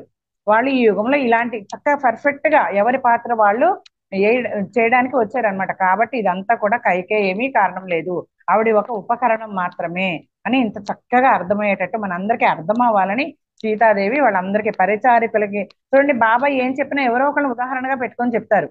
మన పత్రి సార్ కూడా ఏం చెప్పినా బ్రహ్మంగారు ఇలా చెప్పారు, షిరిడి సాయిబాబా ఇలా చెప్పారు, రాఘవేంద్ర స్వామి అలా చెప్పారు అని చెప్తారు. కాబట్టి తను చెప్పినట్టుగా చెప్పరు. అలాగే మనల్ని ఒక ఉదాహరణగా చేసుకొని అలా పత్రి సార్ ఎలా చెప్తారో షిరిడి సాయిబాబా ఎలా, అలాగే ఇక్కడ కైకేయిని ఒక ఉదాహరణగా తీసుకున్నారు. విశ్వం ఒక ఉదాహరణగా. మేము అడవులకు వెళ్ళడానికి ఇదంతా జరగడానికి ఒక కారణం మాత్రమే. ఆమె అలా అనకపోతే మేము వెళ్ళాము ఇక్కడి నుంచి, ఇక్కడే ఉండిపోతాం. కానీ మేము వచ్చిన పని అది. దశరథ మనకి అక్కడ జనక మహారాజు కూడా చెప్తారు కదా, సీతాదేవి ఇక్కడ ఉండడానికి రాలేదు, ఈ ప్రజలతో పాటు ఒక మహారాణిలా పరిపాలించడానికి రాలేదు. ఆమె వేరే ప్రేమను పంచడానికి, విశ్వం అంతా ప్రేమను, భూమిని అంతా ప్రేమతో నింపడానికి వచ్చింది. ఆవిడ ఇక్కడ ఉండదు, అయోధ్య వెళ్ళిపోతుంది, ఆవిడ వచ్చిన కార్యం వేరే అని పదే పదే జనక మహారాజు చెప్తూ ఉన్నాడు పోయిన అధ్యాయాల్లో. అట్లానే ఇక్కడ ఈ సీతాదేవి మళ్ళీ అదే మాటలు జనక మహారాజు వీళ్ళకి ఏమైతే చెప్పిందో అవే మాటల్ని ఇక్కడ కైక ద్వారా ఇదంతా జరిగిందని చెప్పి ఈ 9 పరిచారికలతోనూ చెప్తుంది అనమాట. కాబట్టి మనం వెలయ్యకూడదు. ఆమె ఆమె మనలో ఒక్కొక్కరిని చూసింది. అట్లా చెప్పిన తర్వాత వీళ్ళకి అర్థమైందా లేదా అన్నట్టుగా ఒక్కొక్కరిని చూస్తుందంట పరిచారికల్ని. మనం ఒక గొప్ప ప్రణాళికలను పూర్తి చేస్తున్నాం. ప్రతి దురదృష్టం వెనుక ఒక ఆశీర్వాదం దాగి ఉంటుందంట. చూడండి, మనకి ఏదో దురదృష్టం వచ్చేసింది అనుకుంటాం, ఒక కష్టం వచ్చింది అనుకుంటాం, ఆ కష్టంలో అంటే మనకు ఒక ఆశీర్వాదం దాగి ఉంటదంట. కాకపోతే ఆ ఎరుకతో మనం చూడాలి. ఇప్పుడు ఈ కష్టం వచ్చింది, ఇక్కడ భగవంతుడు ఏదో మనకి ఆశీర్వదించడానికి మనం ఏదో తప్పటడుగు వేస్తున్నాం, దాన్ని సరిచేయడానికి మనకి ఈ కష్టం వచ్చింది, దీని వెనుక భగవంతుడి ఆశీర్వాదం ఉండాలి అని అనుకోవాలట మనం. ఇక్కడ సీతాదేవి అదే చెప్తుంది. చూడండి, ప్రతి దురదృష్టం వెనుక ఒక ఆశీర్వాదం దాగి ఉంటుంది. అడవుల గుండా ఈ ప్రయాణం అవసరం. ఇప్పుడు ఆశ్రమాలపై దాడులు జరిగి ధ్వంసం చేయబడతాయి. కాబట్టి ఈ బోధనా కేంద్రాలు లేకపోతే రాబోయే యుగాల వారి కోసం, చూడండి, రాబోయే యుగాల వారి కోసం పవిత్ర వేదాలు రక్షించబడవు. ఒక నూతన నాగరికత ఉద్భవించబోతుంది. అది మొగ్గ తొడగడానికి తోడ్పడంలో మనందరం కూడా మన వంతు కర్తవ్యం చేయాలి అని అలా ఇదంతా కూడా సీతామాత వాళ్ళకి చెప్తుందనమాట. వెళ్ళడానికి ఇంకా కొద్ది గంటల సమయమే ఉందంట. ఈ లోపు విశ్రాంతి తీసుకోండి మీరు అని చెప్తుందనమాట. ఆ రాత్రంతా మీనాక్షికి నిద్ర పట్టలేదంట. పక్కపై పడుకొని మాత చెప్పిన మాటలన్నీ మననం చేసుకోసాగిందంట. ప్రతి దురదృష్టం వెనుక ఒక ఆశీర్వాదం దాగి ఉంటుంది. ఆమె ఇంతకు ముందు మిథిలలో కూడా ఇదే నాకు చెప్తుంది. మిథిలలో ఉన్నప్పుడు కూడా, పుట్టింట్లో ఉన్నప్పుడు కూడా సీతాదేవి మీనాక్షితో ఇదే చెప్పిందంట. మళ్ళీ ఇప్పుడు కూడా ఈవిడ రూమ్కి వెళ్ళి ఇవన్నీ ఆలోచించుకుంటున్నప్పుడు అర్థమైందంట, మిథిలలో ఉన్నప్పుడు కూడా సీతాదేవి నాకు ఇదే చెప్పింది. ఏం చెప్పింది? దురదృష్టం వెనుక ప్రతి దురదృష్టం వెనుక ఒక ఆశీర్వాదం దాగి ఉంటుందని మిథిలలో చెప్పింది సీతాదేవి. మళ్ళీ ఇప్పుడు మళ్ళీ చెప్తుంది నాకు అని చెప్పి ఆమె ఆలోచించుకుంటూ ఉందంట రూమ్కి పెట్టి. ఆవిడ మాటలే మననం చేసుకుంటూ వినపడుతున్నాయి ఆ చెవుల్లో, తను వచ్చేసినా కూడా. ఆమె ఇంతకు ముందు మిథిలలో కూడా నాకు ఇదే చెప్పింది కదా, అయితే మనం దానికోసం వెతకటం అనవసరం ఇది అని. ఇదంతా కూడా ఈ ధోరణి అంతా మీనాక్షి ఏ దృష్టితో జీవితాన్ని చూస్తామో, కరెక్ట్ గా వినండి, ఇది చాలా ఇంపార్టెంట్ పాయింట్, ముఖ్యమైన పాయింట్ అన్నమాట. అందరూ గుర్తుంచుకొని అండర్లైన్ చేసుకోవాలి. మీనాక్షి ఏ దృష్టితో జీవితాన్ని చూస్తామో అది దురదృష్టాన్ని ఆశీర్వాదంగా మార్చడానికి నిర్ణయిస్తుంది. అర్థమైందండి? ఇంకొకసారి చెప్పుకుందాం. ఏ దృష్టితో మనం జీవితాన్ని చూస్తాము, చెడు దృష్టితో చూస్తే చెడుగానే కనపడుతుంది, మంచి దృష్టితో చూస్తే మంచిగా కనపడుతుంది అంతా. ఇది దురదృష్టాన్ని ఆశీర్వాదంగా మార్చుకోవడాన్ని నిర్ణయిస్తుంది. అంటే మన దృష్టి దోషమే అక్కడ, సృష్టిలో ఏ లోపం లేదు. మన చూడబడే మన దృష్టియే అలాగా కనిపించి మన కర్మల్ని, ఆ దుష్ట కర్మో మంచి కర్మో ఏదైనా మనకి ఇస్తుంది అనమాట. అదే మనం మంచి దృష్టిగా అది ఆశీర్వాదం అవుతుంది, దురదృష్టం కూడా. చెడు దృష్టి చూస్తే ఎవరు ఏమీ చేయలేరు అని చెప్పి అదే నిర్ణయిస్తుంది. మార్చుకోవడాన్ని మనం ఎలా అయితే మార్చుకుంటామో ఆ మార్చుకోవడమే నిర్ణయిస్తుందని చెప్తుంది అనమాట. అయితే మా నెత్తి మీద పడిన విషయాల వెనుక మేము ఏ ఆశీర్వాదాన్ని, అప్పుడు అంటే వాళ్ళు ఆ స్థాయిలో సీతాదేవి రాముడు మమ్మల్ని వదిలేసి వెళ్ళిపోతున్నారని ఆ ఒక్క దాంట్లోనే ఉన్నారు తప్ప వీళ్ళు చెప్పిన ఏమీ వాళ్ళకి ఎక్కలేదన్నమాట ఆ టైంలో. ఆ తర్వాత ఆ రాత్రంతా దశరథ మహారాజు రాముణ్ణి వెళ్ళవద్దని ప్రార్థిస్తూనే ఉన్నాడు అని విన్నాను. శ్రీరాముడు తనకు తన ధర్మం పాటించడం తప్ప వేరే మార్గం లేదు అని పదే పదే చెప్పిన తర్వాత మహారాజు సీతను రామునితో వెళ్ళవద్దు అని బ్రతిమాలారట. సరే రాముడు పదే పదే వెళ్ళి తీరాలి అని చెప్పిన తర్వాత దశరథ మహారాజు ఏం చేశాడంట, సీతని రాముడితో పాటు వెళ్ళవద్దని చెప్పారంట, బతిమాలారంట. తన కుమార్తె వనవాసానికి వెళ్ళిందని జనక మహారాజుతో మేము ఎలా చెప్తాము? ఇప్పుడు జనక మహారాజు వచ్చి సీతాదేవి కూడా రాముడితో వెళ్ళింది అని అడిగి అన్నప్పుడు మేము ఏమని సమాధానం చెప్తాము ఆయనకి? కాబట్టి అప్పుడు మహారాణి కౌసల్య అందంట, సీత, నేను ఆయన ఆశీర్వాదాన్ని ఇప్పటికే అడిగాను. అంటే సీతాదేవి ఏం చెప్తుందంటే కౌసల్యతోటి, నేను జనక అంటే మా తండ్రి గారి ఆశీర్వాదం ఇప్పటికే అడిగాను. అంటే ధ్యానంలో ఎక్కడున్నా కనెక్ట్ అయిపోతారు కదా. కాబట్టి సీతాదేవి కూడా తౌడే మాస్టే కదా, అమ్మవారు కదా. జనక మహారాజు కూడా మరి సీతాదేవిని కన్న తండ్రి ఇంకెంత గొప్ప మాస్టర్ అయి ఉంటాడు. ఆయన ధ్యానంలో కూర్చొని ఉన్నప్పుడు సీతాదేవి ధ్యానంలోనే ఆయన ఆశీర్వాదం తీసేసుకుందంట. కాబట్టి మీకు ఆ బాధ ఏం లేదు అని చెప్తుంది అనమాట. ఏంటి ఆయన ఆశీర్వాదం ఇచ్చారా అని చెప్పి కౌసల్య అపనమ్మకంగా అడిగిందంట. సీత తల ఊపి ఆయనతో సమాచారం నెరపాలంటే మాకు ఆయన భౌతిక శరీరంతో ఉనికితో పని లేదు. భౌతికంగా ఆయన ఇక్కడ ఉండాల్సిన అవసరం లేదు మాకు. ఆయనతో సమాచారం నెరపాలంటే అంటే అవి మాట్లాడాలంటే అని చెప్తుంది అనమాట. ఆయన ఆశీర్వాదం లేకుండా నేను ఎప్పుడు ఎటువంటి చర్య తీసుకోను. నా తండ్రి గారి ఆశీర్వాదం లేకుండా నేను ఒక అడుగు కూడా ముందుకు వేయను. కాబట్టి జనక మహారాజు ఆశీర్వాదం ఇచ్చినప్పుడు మిథుల నుంచి వచ్చిన నా వంటి పరిచారక ఏం చెప్తుంది అని మీనాక్షి అనుకుందనమాట. అదంతా ఒక మేలు కోసమే అనుకోవడం తప్ప ఇంక మేము ఏం చేయగలమని మీనాక్షి అనుకుంటుంది. అయితే చాలా వేగంగా ఉషోదయం అయిపోయిందంట, తెల్లారిందంట. వారు వెళ్ళటం చూడడానికి రాజమందిరం ముందు అందరూ గుమిగూడారంట. శ్రీరాముడు, లక్ష్మణుడు, సీతామాత ఋషుల వస్త్రాలు ధరించారంట. అంటే ఆ మహారాణి వస్త్రాలన్నీ తీసేసి ఋషులు ఏవైతే ధరిస్తారో అలాంటి వస్త్రాలు నార చీరలు అంటారు కదా, అలాంటివి కట్టుకున్నారంట. వర్షానికి బదులుగా విచారం నేలను ముంచెత్తిందంట. వర్షం ఎలా అయితే వస్తుందో భారీ వర్షం, అలాగ వర్షం లాగా ఈ విషాదం మొత్తం ఆ రాజ్యం మొత్తం అంతా ఆ భూమిని ఆ ముంచెత్తిందంట. ఆ నేలను ముంచెత్తినట్లుగా భూమి దుఃఖిస్తుందేమో సీతాదేవి వాళ్ళు ఇలా వెళ్తుంటే అన్నట్టుగా వాళ్ళందరికీ అనిపించిందంట. అయితే ఆ ముగ్గురు ఋషులు కుటుంబానికి వీడ్కోలు చెప్తుండగా మేము పరిచారకులం నలుగురము పక్కన నిలబడ్డాము. మాకు మాతతో మాట్లాడే అవకాశం వస్తుందని మేము అనుకోలేదు. కానీ ఆమె పక్కకు నడిచి మా వద్దకు వచ్చి మా అందరితోనూ చేతులు కలిపింది. సీతాదేవి ఇంకా మాతో దగ్గరికి వస్తుంది, మాట్లాడుతుంది అని అనుకోలేదంట. కానీ ఆమె వెళ్ళేటప్పుడు ఆగి పక్కకు వచ్చి వీళ్ళ నలుగురితో చేతులు కలుపుతుందంట. ఇంకా ఏం చెప్తుందంటే, మీరందరూ నాకు చక్కగా సేవ చేశారు, అదే విధంగా కొనసాగిస్తారని నాకు తెలుసు. నా ప్రేమ ఎప్పుడు మీతోనే ఉంటుంది అని నిదానంగా చెప్పిందంట సీతాదేవి. నేను ఆమెను మళ్ళీ చూడలేనేమో, నాకు వయసు అయిపోతుంది, ఆరోగ్యం సరిగా లేదు అన్న ఆలోచన తన మీనాక్షి మనసులో మెదిలిందనమాట. 14 సంవత్సరాలంటే నాకు అంతగా కనిపించింది. మాత నా వైపు చూసిందనమాట. ఆమె స్వరం నా లోపల, మీనాక్షి, నేను మళ్ళీ చూస్తాను నిన్ను, నీకు మాట ఇస్తున్నాను అని చెప్పడం నేను అంటే లోపల సీతాదేవి బాహ్యంగా ఆవిడికి చెప్పలేదు. మీనాక్షి లోపల నుంచి సీతాదేవి వాయిస్ వినపడుతుందంట. మీనాక్షి, నేను మళ్ళీ నేను తప్పకుండా కలుస్తాను, చూస్తాను అని చెప్పి నీకు మాట ఇస్తున్నాను అని చెప్పడం నేను విన్నాను. నా మనసులోంచి సీతాదేవి చెప్తుంది. భౌతికంగా సీతాదేవి ఏం మాట్లాడట్లేదంట. తన మీనాక్షి మనసులోంచి తనకి సీతాదేవి వాయిస్ వినపడుతుంది. తరువాత వీడిపోతున్న చూపుతో ఆమె వెనక్కి తిరిగి నడిచింది. చాలా మంది ప్రజలు వారిని అనుసరించారు. నేను ఉషా కూడా నడవబోయాం, కానీ సోమ మా భుజాలపై చేతులు వేసి వెనక్కు లాగి తల అడ్డంగా తిప్పింది. అంటే చాలా మంది ప్రజలు వాళ్ళతో వెళ్తూ ఉన్నారంట. సోమను మీనాక్షి కూడా, సోమ కాదు ఉషాను మీనాక్షి కూడా వెళదామని 4 అడుగులు అయిపోతే సోమ ఏం చేసిందంటే వాళ్ళ భుజాల మీద చేసి తల అడ్డంగా తిప్పి వెళ్ళవద్దు అన్నట్టుగా తల అడ్డంగా తిప్పి వాళ్ళ చేతులు పట్టి ఆపిందంట. మాత దీనిని ఇష్టపడలేదు. మనం వెతుకు మనం ఏంటంటే మాత ఇక్కడ అంటే దీనిని ఇష్టపడలేదంట సీతాదేవి. మన వెనుకకు మన విధులలోకి వెళ్ళి పూర్వం వలనే కొనసాగిద్దాం. అంటే సీతాదేవికి ఇది ఇష్టం ఉండదు మనం ఇలా విచారంగా ఉండడం. కాబట్టి మనం మన వెనుకకు అంటే మన విధులలోకి మనం వెనక్కి వెళ్ళి మన ఏమైతే పనులు చేయాలో పూర్వంలోనే పూర్వం లాగానే ఇదివరకు ఎలా చేశామో సీతాదేవి ఉన్నప్పుడు ఎలా అయితే మన పనులన్నీ మనం చేసుకున్నామో అలాగే మన విధులన్నీ కొనసాగిద్దామని సోమ ఆపి వీళ్ళిద్దరిని అన్నదంట. అయితే మాత లేకుండానా సీతాదేవి లేకుండా మనం అలా చేయగలమా అని చెప్పి విచారంగా అన్నదంట మీనాక్షి. కాదు, మాత మనతోనే ఉంది అని స్థిరంగా బదులు చెప్పిందంట సోమ. మనం ఆమె మాటలు మర్చిపోకూడదు, ఆమె ఉనికిని నిలిపి ఉంచాలి. అలా నిలిపి ఉంచాలంటే ఆమె గదిని, దుస్తులను, నగలను, ప్రతిదానిని చక్కగా చూసుకోవాలి. ముఖ్యంగా ఆ జ్వాలను. ఇప్పుడు మనం అక్కడికి వెళ్ళి ఆమె బోధించిన మంత్రాన్ని చదువుదాం అని చెప్పి ఆమె ఇంకా అక్కడే ఉందని మనం నమ్మి తీరాలి. ఆ జ్వాల రూపంలో సీతాదేవి ఇక్కడే ఉందని చెప్పి మనం నమ్మి తీరాలి అని చెప్పి ఇదంతా మిదులను వీడడం సీతాదేవి భాగం అయిపోయింది. ఇక ఒకటో భాగంలో లాస్ట్ చాప్టర్ అన్నమాట, మీనాక్షి మరణం. మీనాక్షి అప్పటికే కొంచెం వృద్ధాప్యంలోకి వచ్చిందనమాట. మీనాక్షి మరణంలోకి వచ్చాము ఇప్పుడు మనం.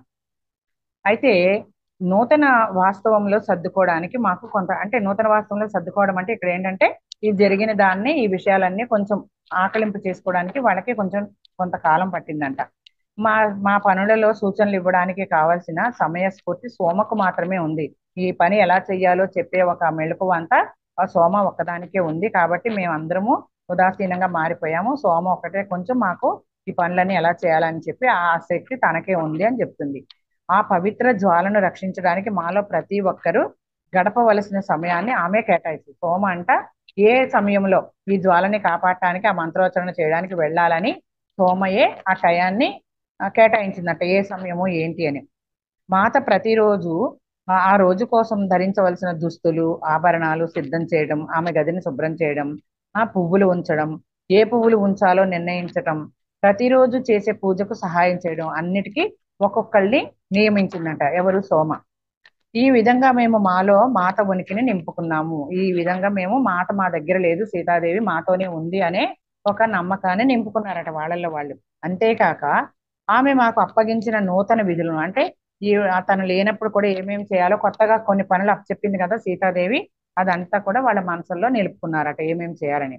అయితే సోమ ఏమో కౌసల్య మాతకు సౌకర్యాన్ని సమకూర్చగా అదే పనిని నేను కైకేయి మాతకు చేశాను. సీతాదేవి అన్ని చెప్పింది కదా, నువ్వు సోమ నువ్వు కౌసల్య మాతను చూసుకో, రాముడు లేదని ఆవిడ బాధపడుతుంది.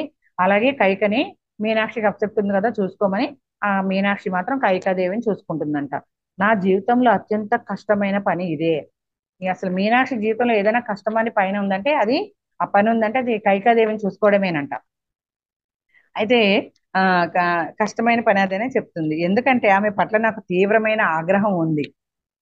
ఎందుకంటే రాముడు సీత వెళ్ళిపోవడానికి కారణం కైకేయి మాతే కదా, కాబట్టి ఆవిడ మీద తీవ్రమైన కోపం ఉందంట, చాలా ఎక్కువ కోపం ఉందంట.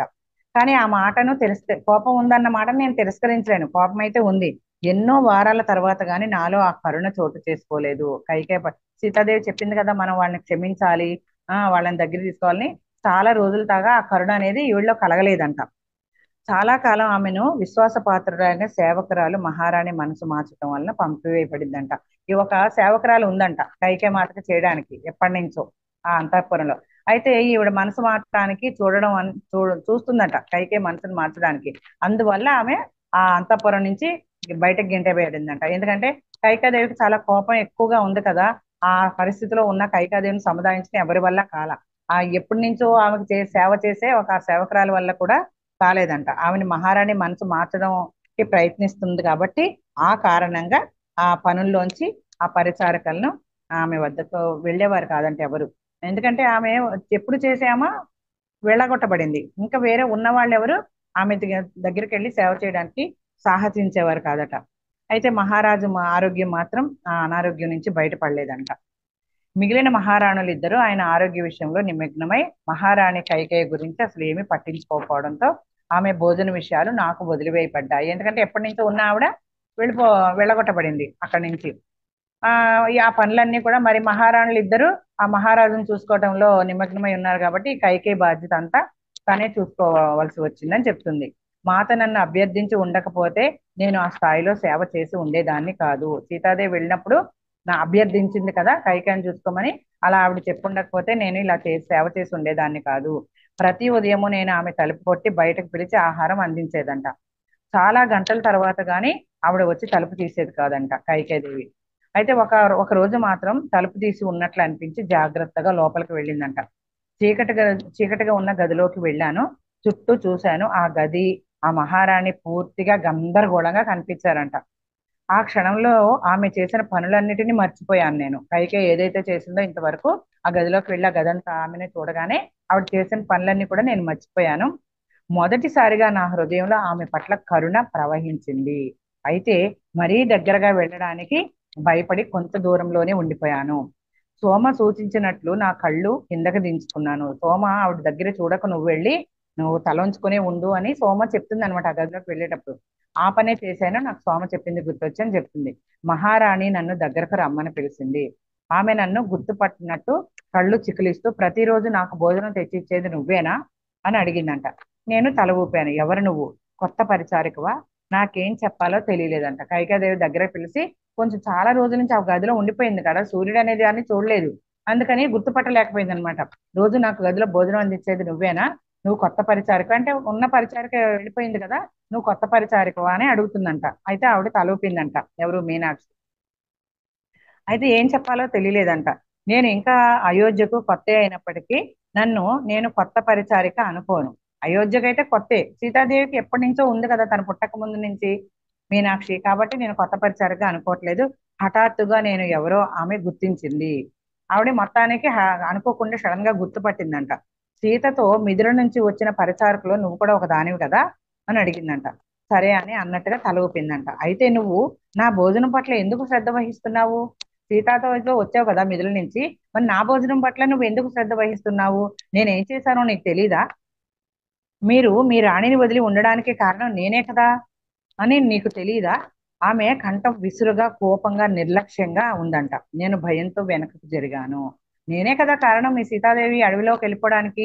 మరి అలాంటి నాకు భోజనం అందిస్తున్నావా? ఇవన్నీ నీకు తెలీదా? ఈ విషయాలన్నీ జరిగినాయని అని చెప్పి కోపంగా, నిర్లక్ష్యంగా, కఠినంగా మాట్లాడేసరికి ఈమె భయంతో వెనక్కి వచ్చిందంట. మహారాణి, నేను రాకుమారి సీతాదేవి సూచనల ప్రకారమే చేస్తున్నాను ఇదంతా. ఆమె ఏం చేయాలో తను వెళుతూ చెప్పింది కాబట్టి సీతాదేవి ఆజ్ఞ మేరకే నేను ఇవన్నీ చేస్తున్నానని గొణుకుతున్నట్లుగా అన్నదంట.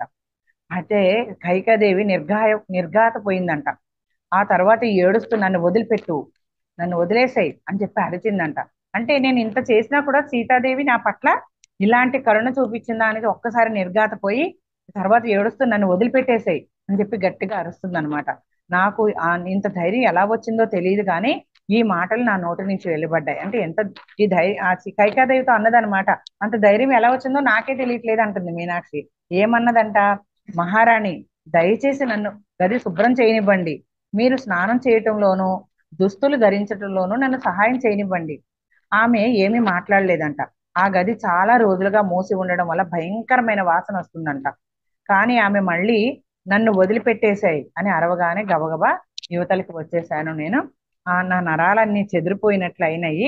వణుకుతూ నేను మాత యొక్క పవిత్ర జ్వాల వద్దకు వెళ్ళిపోయిందంట. సీతాదేవి ఏదైతే అక్కడ ఒక జ్వాల సృష్టించింది కదా తన అరచేతి నుంచి, గబగబా అక్కడికి వెళ్ళిపోయి సీతాదేవి ఆ జ్వాలని నన్ను అనుకోండి అని చెప్పింది కదా, గబగబా భయంతో ఆ సీతాదేవి జ్వాల దగ్గరికి వెళ్ళి, మాత నేను ప్రయత్నిస్తున్నాను, మీరు ఏం చెప్పారో అన్ని చేయడానికి ప్రయత్నిస్తున్నాను, నేను చేయగలిగినంతా చేస్తున్నాను, కానీ ఆమెను చేరలేకపోతున్నాను అని గొణుకుతూ చెప్తుండగా నా కళ్ళల్లో నీళ్లు కారాయి.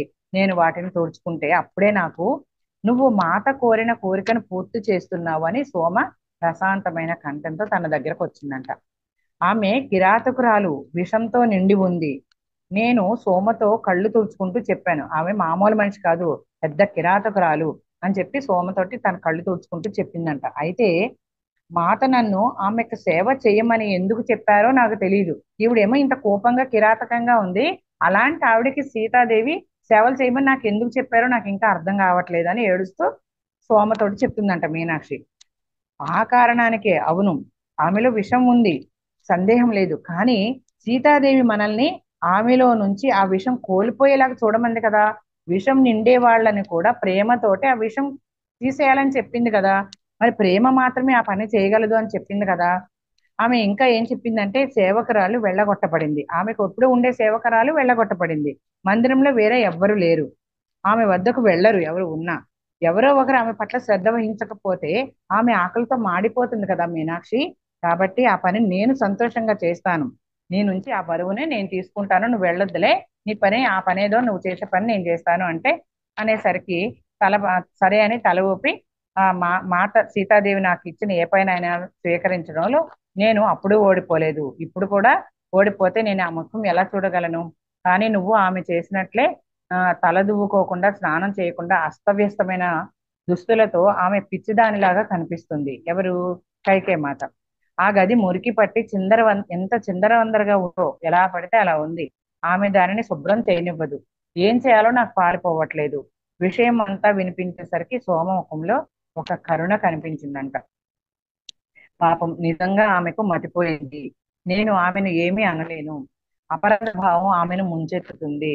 ఆమె సమక్షంలో నీకు సహనం ఓర్పు కావాలి. మాట చెప్పింది ఇదే కదా సీతాదేవి.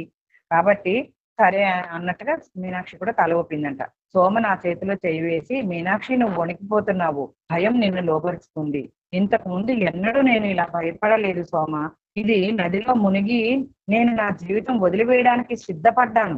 అప్పుడు కూడా భయపడలేదు. నది నన్ను ముంచేస్తున్నప్పుడు నేను నా ప్రాణం వదిలేయడానికే సిద్ధపడ్డాను, కానీ అప్పుడు కూడా ఇంత భయపడలేదు. ఈ విధమైన అనుభవం నాకు అసలు ఈ జీవితంలో తెలియదు. ఆ గదిలో చీకటి ఉంది అని చెప్పి నన్ను ఎంతో భయపెడుతుంది అని మీనాక్షి సోమతో అంటుందన్నమాట. ఇప్పుడు ఈ రాజమందిరంలోనే చీకటి నడియాడుతుంది. ఆ ఒక్క గదిలోనే కాదు, ఈ రాజమందిరంలోనే చీకటి ఉంది. ఎందుకంటే సీతాదేవి లేరు కదా, రాములు వారు లేరు. జరిగిన దాని వల్ల వచ్చిన చీకటి అది. కానీ మనందరం దానిని ఎదుర్కోవాలి. ఆమె ఆగి మళ్ళీ ఇట్లా చెప్తుందంట. ఆ చివరి రాత్రి మీరందరూ మాటను వదిలి వెళ్ళిన తర్వాత ఆమె ఇంకొన్ని సూచనలు ఇస్తుందేమో అని మరి కొంచెం సేపు మాటతో ఉన్నాను. నేను రాబోయే ముందు జరగబోయే దాని పట్ల నీకు భయం వేస్తుందా అని అడగగా ఆమె ఏం చెప్పిందో తెలుసా? నేను తలడ్డంగా ఊపాను, నాకేమీ తెలియదని. అయితే ఇవే మాటలు చెప్పింది. నేను వాటిని ఎప్పటికీ మర్చిపోలేను. సీతాదేవి అంటే వెళ్ళేటప్పుడు ఈమెకి కొన్ని మాటలు చెప్పిందంట. ఆమె నేను ఇప్పటికీ కూడా మర్చిపోలేదు అని చెప్పి చెప్తుంది అనమాట మీనాక్షి. సోమ, ఈ ఈ మానవ శరీరానికి భయం కోల్పోవటం తెలుసు. అదే విధంగా సీతాదేవి చెప్పింది అనమాట సోమతోటి. ఏం చెప్పింది? సోమ, ఈ మానవ శరీరానికి భయం భయం ఎలా వదులుకోవాలో, ఎలా వదిలిపెట్టాలో, ఎలా భయాన్ని వదిలించుకోవాలో అనే విషయం ఈ దేహానికి తెలుసు, ఈ శరీరానికి. అదే విధంగా ధైర్యం, సాహసం, నమ్మకం అంటే ఏంటో కూడా తెలుసు. కాబట్టి అది తాను ఎదుర్కొనే నిరోధాలన్నిటినీ అధిగమించగలదు. ఏది? ఆ భయం వదిలించుకోవటం, ఆ ధైర్యము, సాహసము, ఇవన్నిటి ద్వారా ఎలా ఎదుర్కోవాలో ఆ భయానికి తెలుసు. ఆ భయాన్ని వదిలించుకోవటము ఈ శరీరానికి తెలుసు అని చెప్పి తండ్రి గారి దగ్గర నేను పొందిన జ్ఞానాన్ని ఉపయోగించే సమయం ఇప్పుడు వచ్చింది అంటే, జనక మహారాజు దగ్గర సీతాదేవి ఇలాంటి జ్ఞానాన్ని పొందిందంట. ఆ జ్ఞానాన్ని ఉపయోగించే సమయం ఇప్పుడు వచ్చింది. ఋషుల ఆశీర్వాదం ఫలించే సమయం కూడా ఇప్పుడు వచ్చింది. ఈ మాటలు నా వణుకును నెమ్మదింపకే. సోమ సీతాదేవి తన దగ్గర ఏం చెప్పిందో అవన్నీ మీనాక్షి దగ్గర చెప్తుంది అనమాట. అప్పుడు ఈవిడికి భయం కొంచెం వణకడం అది తగ్గిందంట. కాబట్టి నెమ్మదింప చేశాయంట. తర్వాత నేను జనక మహారాజు మనల్ని కూడా ఆశీర్వదించారు కదా, సీతాదేవితో పాటు జనక మహారాజు కూడా ఆ విధంగానే మనల్ని మిదిలో వదిలి వచ్చినప్పుడు ఆశీర్వదించారు కదా. ఆయన చివరి ఆశీర్వాదం నీకు గుర్తులేదా? మనల్ని సురక్షితంగా ఉంచడానికి అదొక్కటే చాలు. మనం మిథులను వీడి సీతాదేవితో అయోధ్యకు వచ్చినప్పుడు జనక మహారాజు ఆశీర్వదించారు కదా, మనం క్షేమంగా ఉండడానికి ఆ ఆశీర్వాదమే చాలు. ఇక్కడ మనం భయపడవలసింది ఏమీ లేదు అని సోమ మీనాక్షికి ఇదంతా చెప్తుంది అనమాట. సరే, నేను భోజనం తేవడం కొనసాగించాను. తలుపు తాళం వేసి ఉన్నట్లయితే దానికి బయట పెట్టే వెళ్ళేదాన్ని. అది కొంచెం తెరిచి ఉన్నా నేను లోపలికి వెళ్ళి ఆమె బల్ల పక్క పెట్టేదాన్ని. కొన్ని రోజులు గడిచిపోయాయి ఇలాగా.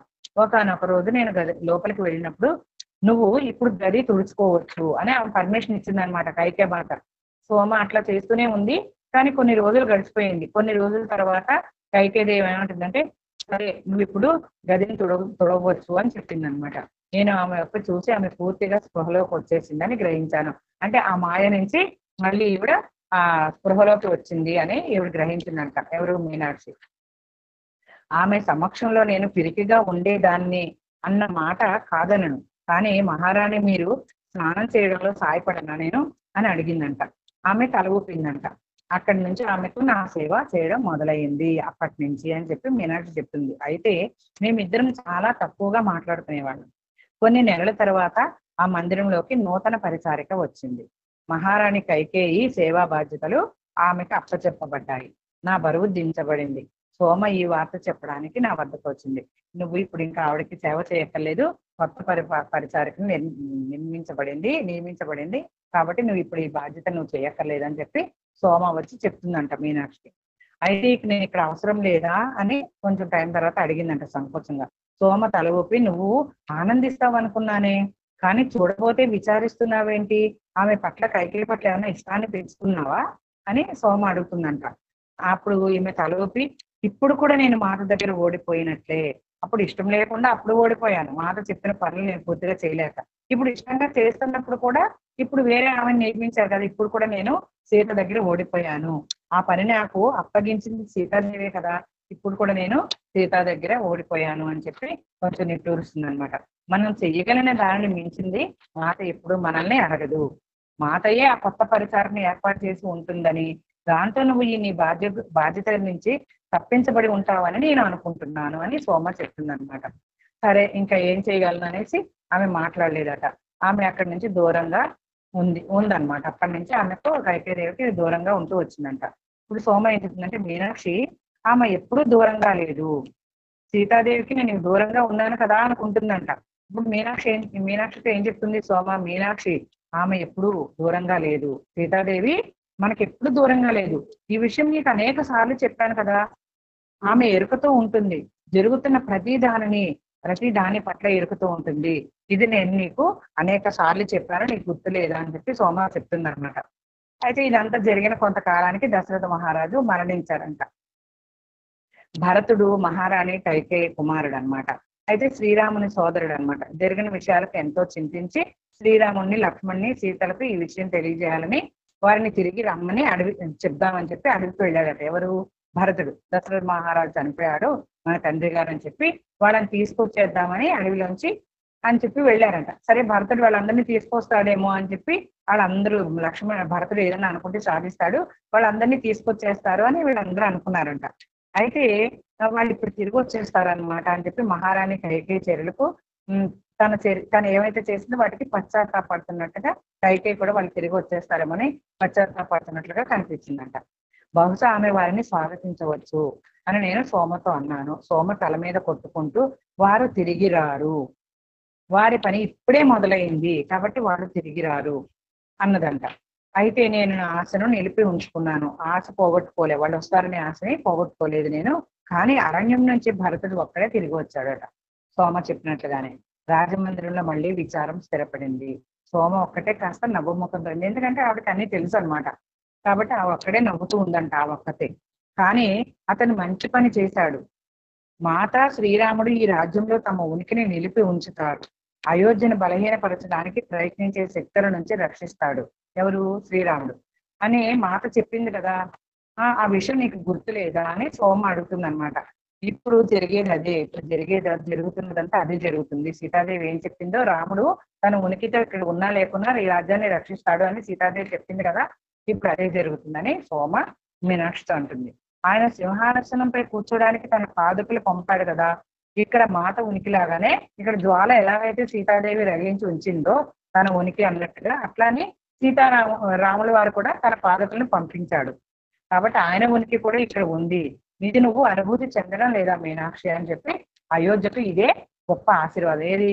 సీతాదేవి మారి రూపంలో ఆ జ్వాల, రాముడి ప్రజలు ఆ పాదుకలు, ఇదే మా ఈ రాజ్యానికి మనకు కూడా గొప్ప ఆశీర్వచనాలు అని చెప్పి మీనాక్షితోటి చెప్తుంది అనమాట సోమ. నేను ఆమె వైపు చిన్నబుచ్చుకున్నట్లు చూశాను. పవిత్ర జ్వాల ముందు నిలబడి మాత నేర్పిన మంత్రాన్ని ఉచ్చరించి మాత ఉనికిని అనుభూతి చెందడానికి ప్రయత్నించాను. అయితే నేను ఆమె నవ్వు, జాగ్రత్త, ప్రేమల లోతులను మాత్రమే అనుభవించగలిగాను. రోహణ, భూషల విషయంలో కూడా అంతే. ప్రతిరోజు మాట చెప్పినవన్నీ మేము చేస్తున్నప్పటికీ కూడా మా జీవితాల నుంచి ఆ అర్థం లాక్కోబడినట్లే అనిపించింది.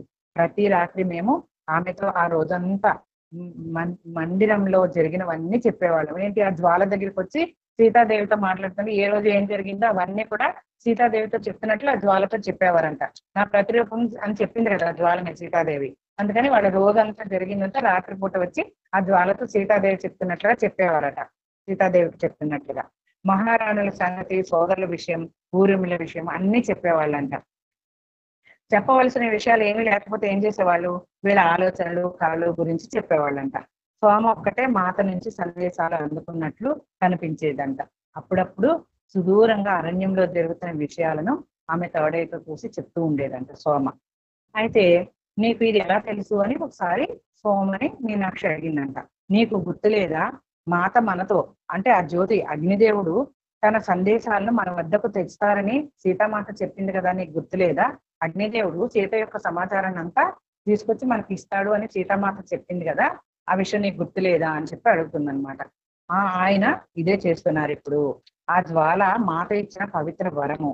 దూరం అనేది పట్టించుకోని అవసరం లేదు. ఆమె మన అందరికీ సందేశాలు పంపుతూనే ఉంది ఈ జ్వాల ద్వారా. కానీ మీ మనస్సు శాంతపరిచి, శాంతంగా ఉంటేనే కదా వింటారు. కాబట్టి మీ మనసును శాంతపరిచి వినటం మీరు నేర్చుకోలేదు మీనాక్షి అని సోమ చెప్తుందన్నమాట. ఆమె చెప్పింది నిజమే. నేను ఏ సందేశాలు అందుకోలేదు. సోమ కథలు చెప్తుందో లేదా ఏమైనా అద్భుతం ద్వారా ఆమె మాత నుంచి ప్రత్యక్షంగా సందేశాలు అందుకుంటుందో మాకు మాత్రం తెలియట్లేదు. అది పట్టించుకోవాల్సిన ఆ విషయం కాదు. రోహణ, ఉష, నేను మాత్రం ప్రయాణం యొక్క ఈ కథల కోసం ఆతృతంగా ఎదురు చూస్తూ ఉండేవాళ్ళంట. ఏంటి, సోమ ఇట్లా మూడో కన్నుతో ప్రయాణం చేసి ఇవన్నీ తీసుకొచ్చి వాళ్ళకి చెప్పే విషయాల కోసం ఎదురు చూస్తూ ఉండి వాళ్ళు చెప్పిన విషయాలన్నీ నమ్మేవాళ్ళట. ఒకనొక రోజు మాత వెళ్ళిన 3 సంవత్సరాలు అయిపోయిందంట. వాళ్ళు వెళ్ళి 3 సంవత్సరాలకు రోహణ ఆ పవిత్ర జ్వాల వద్ద కూర్చొని ఏడవటం చూసిందంట. ఎందుకు ఏడుస్తుందంటే, రోహణ తన సోదరి మిథిలలో తీవ్ర అనారోగ్యంతో ఉంటుందనే కబురు వచ్చిందంట. ఏంటి, మిథిలా నగరంలో ఈ రోహణ వాళ్ళ చెల్లెలు తీవ్రమైన అనారోగ్యంతో బాధపడుతుందనే కబురు వచ్చిందంట. అయితే నేను ఆమెను ఓదార్చడానికి ప్రయత్నించాను, కానీ ఫలితం లేదు. ఎందుకంటే మేమేం చేయగలం, మా తలవ్రాత మా చేతుల్లో లేదు. మిథులకు తిరిగి వెళ్లే విషయము ఆమె సొంతంగా నిర్ణయించుకోలేదు. నేను ఈ విషయం ఆమెకు వివరిస్తూ ఉండగా సోమ వచ్చిందంట. మీనాక్షి రోహణకు వివరిస్తుందంట, మనం ఏం చేస్తాం, మన తలరాత తింటే మనం దానికి స్వతంత్రత ఏమీ లేదు, ఇక్కడే ఉండిపోదాం, మనకు వెళ్ళే స్వతంత్రత లేదు, ఆ స్వేచ్ఛ మనకు లేదని చెప్తుంటే ఇంతలో సోమ వచ్చిందంట. ఆమె విషయాన్ని అర్థం చేసుకుని మహారాణి కౌశల్యతో మాట్లాడే ఏర్పాటు చేసిందంట. వీళ్ళిద్దరి బాధ అర్థం చేసుకొని రోహణ బాధ కౌశల్యతోటి మాట్లాడి, ఏంటి వాళ్ళ చెల్లికి అనారోగ్యంగా ఉందని రోహణ చెల్లికి ఇదంతా కౌశల్యతో మాటతోటి సంప్రదించినప్పుడు ఆమె పర్మిషన్ ఇచ్చిందంట. ఎవరు, కౌశల్య మాత. ఆ చెప్పి ఈ విషయం అంతా చెప్పి కౌశల్య మాత దగ్గర నుంచి రోహణ మిథులకు వెళ్ళడానికి అనుమతి తీసుకొని మిథులకు తిరిగి మారాము అని చెప్తుందన్నమాట. ఆమె సోదరి విదేశంలో ఉండి అక్కడికి వెళ్ళవలసి రావటం మా బృందంలో వెలితి కనిపించిందంట. రోహణ వెళ్ళిపోయింది కదా, మాలో ఒక దానిలాగా ఉంది, కానీ ఇప్పుడు ఆవిడ వెళ్ళిపోవడం చాలా వెలితిగా అనిపించిందని మీనాక్షి అంటుంది. నాకు కూడా వెళ్ళాలనిపించింది. ఆ విషయాన్ని ఒప్పుకోవడానికి నాకు చాలా సాహసం చాలలేదు. నిజంగా వెళ్ళాను అనుకో, అనేక రాత్రులు నాకు రాజప్రసాదానికి తిరిగి వెళ్ళిపోదామా తిరిగి అని అనిపించేదట మిథులకు. కానీ మాట లేకుండా జనక మహారాజు, మాకేమో సీతాదేవి అక్కడ ఉండదు, వెళ్ళినా కూడా సీతాదేవి ఆ రాజ్యంలో ఉండదు. మళ్ళీ జనక మహారాజు ఏమో వనవాసంలో ఉంటారు, ఎప్పుడు ఈయన రాజ్యంలో ఉండడు. ఇంకా అక్కడ ఇదివరకుట్లాగైతే సీతాదేవి ఉన్నప్పట్లాగా అక్కడ ఉండదు. కాబట్టి మేము గతాన్ని తిరిగి సృష్టించలేం కదా, అది ముగిసిపోయింది కదా అని నేను ఆ రోజు కోసం ఎదురు చూస్తూ ఉందంట, మళ్ళీ తిరిగి వచ్చే రోజుల కోసం. అయితే 2 ఏళ్ల తర్వాత ఉష కూడా వెళ్ళిందంట. ఆమె మిథులలోని ప్రశాంతత ఉల్లాసాల కోసం కాక దేవలోక ప్రశాంతత కోసం వెళ్ళిపోయిందంట. ఆమె అనారోగ్యానికి గురై హఠాత్తుగా మరణించిందంట ఉష కూడా. అయితే ఇక నేను సోమ మాత్రమే ఉన్నాము. ఆ పవిత్ర జ్వాలను మాత ఉనికిని నిలిపి ఉంచడానికి మేమిద్దరమే మిగిలాము. రోహణ ఏమో మిథులకు వెళ్ళిపోయింది, వాళ్ళ చెల్లి అనారోగ్యంగా ఉంది కాబట్టి కౌశల్య మాత అనుమతితో. ఉష ఏమో మరణించింది. ఇంకా నేను, మీనాక్షిను, సోమ మిగిలారంట ఆ పవిత్రమైన సీతాదేవి జ్వాలని ఉనికిని రక్షించి ఉండడానికి. ఆ తర్వాత కొద్ది కాలానికి నా ఆరోగ్యం కూడా క్షీణించసాగింది. ఈవిడ పెద్ద ఆవిడ అయిపోయింది, వృద్ధాప్యం వచ్చేసింది, ఆరోగ్యం కూడా క్షీణించసాగిందంట మీనాక్షికి. నా కంటి చూపు కూడా తగ్గిపోతుంది. ఇది ఎవరికీ చెప్పే సాహసం నేను చేయలేదు. చివరకు సోమ కూడా ఆమెపై నా పట్ల అధిక శ్రద్ధ తీసుకోవాల్సిన భారాన్ని ఎందుకంటే తన భారాన్ని సోమ మీద మోపదలుచుకోలేదట మీనాక్షి. ఇంకా నన్ను నేను ఎలా చూసుకోగలుగుతాను అని విచారిస్తూ ఉందంట. ఒక రోజు ఉదయం నేను పవిత్ర జ్వాల దగ్గర మంత్రం చదవటం కోసం సూర్యోదయానికి ముందే లేచినప్పుడు నా గది నుంచి బయటకు వస్తుండగా కాలు జారి కింద పడిపోయాను అని మీనాక్షి చెప్తుంది అనమాట. అతి కష్టం మీద జ్వాల వరకు వెళ్ళిందంట సోమ. ఎవరు? మీనాక్షి వెళ్ళింది. అప్పటికే సోమ అక్కడ ఉందంట. ఆమె నాకంటే ముందే వచ్చింది. ఉదయం పూట ఇది నా పని. ఉదయం పూట ఈ జ్వాల దగ్గర మంత్రాలు చదవడం అనేది ఉదయం పూట మీనాక్షి పని అంట. కానీ ఈమె వెళ్ళేసరికి సోమ అక్కడ ఉందంట. వెళ్తే మీనాక్షి పడిపోయి కాళ్ళకు దెబ్బ తగిలిందంట. ఎలాగోలాగా నెమ్మదిగా జ్వాల దగ్గర వెళ్ళేసరికి సోమ అక్కడ ఉందండి. ఇది నా పని కదా, సోమ ఎందుకు ఉదయాన్నే వచ్చేసిందని ఆశ్చర్యంగా చూసిందంట. ఆమె సాయంత్రాలు రాత్రులు ఆ పని చేయాలి, ఉదయం ఏమో మీనాక్షి చేయాలి జ్వాల దగ్గర. అయితే ఆశ్చర్యంగా అనేసరికి సోమ ఏమంటుందంటే, నీకు బాగా లేదు అనిపించింది ఒంట్లో, అందుకే నేను వచ్చాను అని బదులిచ్చిందంట. మేమిద్దరం అక్కడ నిలబడి మంత్రం చదువుతూ మొదలు పెట్టాము. ఆ తర్వాత నేను నా గదికి వెళ్ళడానికి తిరిగాను. అయితే నీకు నేను తోడు వస్తానుండు మీనాక్షి అని సోమ అంటుందన్నమాట. ఆమె తోడ్పాటుకు కృతజ్ఞతతో నా చేతిని ఆమె భుజంపై ఉంచాను. ఆమె నన్ను నా గది వద్దకు తీసుకువెళ్ళి రోజంతా అక్కడే ఉండి విశ్రాంతి తీసుకోమని, నా పనులు తాను చేస్తానని చెప్పిందంట. నేను వారించినా వినకుండా నాకు భోజనం తీసుకొచ్చి రోజంతా నన్ను కనిపెట్టుకుంటూ ఉందంట. ఆ సాయంత్రం నా దగ్గర కూర్చోవడానికి వచ్చిందంట. ఒకరోజు సాయంత్రం తన దగ్గర కూర్చోవడానికి సోమ వచ్చింది. ఎవరి దగ్గరికి? మీనాక్షి దగ్గరికి. నీ దృష్టి మందగిస్తుంది కదా మీనాక్షి, నీ చూపు తగ్గింది కదా అని అడిగిందంట. అవును అన్నట్టుగా మీనాక్షి తల ఊపిందంట. ఎప్పటి నుంచి ఇలా ఉంది, నువ్వు నాకు ఎందుకు చెప్పలేదు అని అడుగుద్ది అనమాట. చాలా నెలల నుంచి ఉంది, నేను అస్పష్టంగా చెప్పినట్టుగా చెప్తానంట. చాలా నెలల నుంచి నాకు చూపు తగ్గిపోయింది అని చెప్పిందంట. కానీ ఇప్పుడు ఇంకా చాలా తక్కువైపోతుంది చూపు. నేను నీపై భారం మోపాలని అనుకోవట్లేదు సోమ. అయితే నేను ఇప్పుడు భయపడుతున్నాను, నాకు ఏమవుతుందో అని. ఈ వృద్ధ బుద్ధి శాపాగ్రస్తురాలు మిథుల నుంచి వచ్చిన పరిచారిక ఈ పరివార కుత్యాలను ఏం చేయగలదు? అంటే వృద్ధురాలను అయిపోయాను, గుడ్డిదాన్ని అయిపోయాను, ఓపిక లేని దాన్ని అయిపోయాను, శాపగ్రస్తురాలని నేను ఏం చేయగలను? ఈ మిథుల నుంచి వచ్చే పరిచారకులు నేను ఏం చేయగలను ఇక్కడ పనులు అని చెప్పి బాధగా అంటే, నేను ఖచ్చితంగా తిరస్కరించబడ్డాను కదా అని చెప్పి అంటుందంట.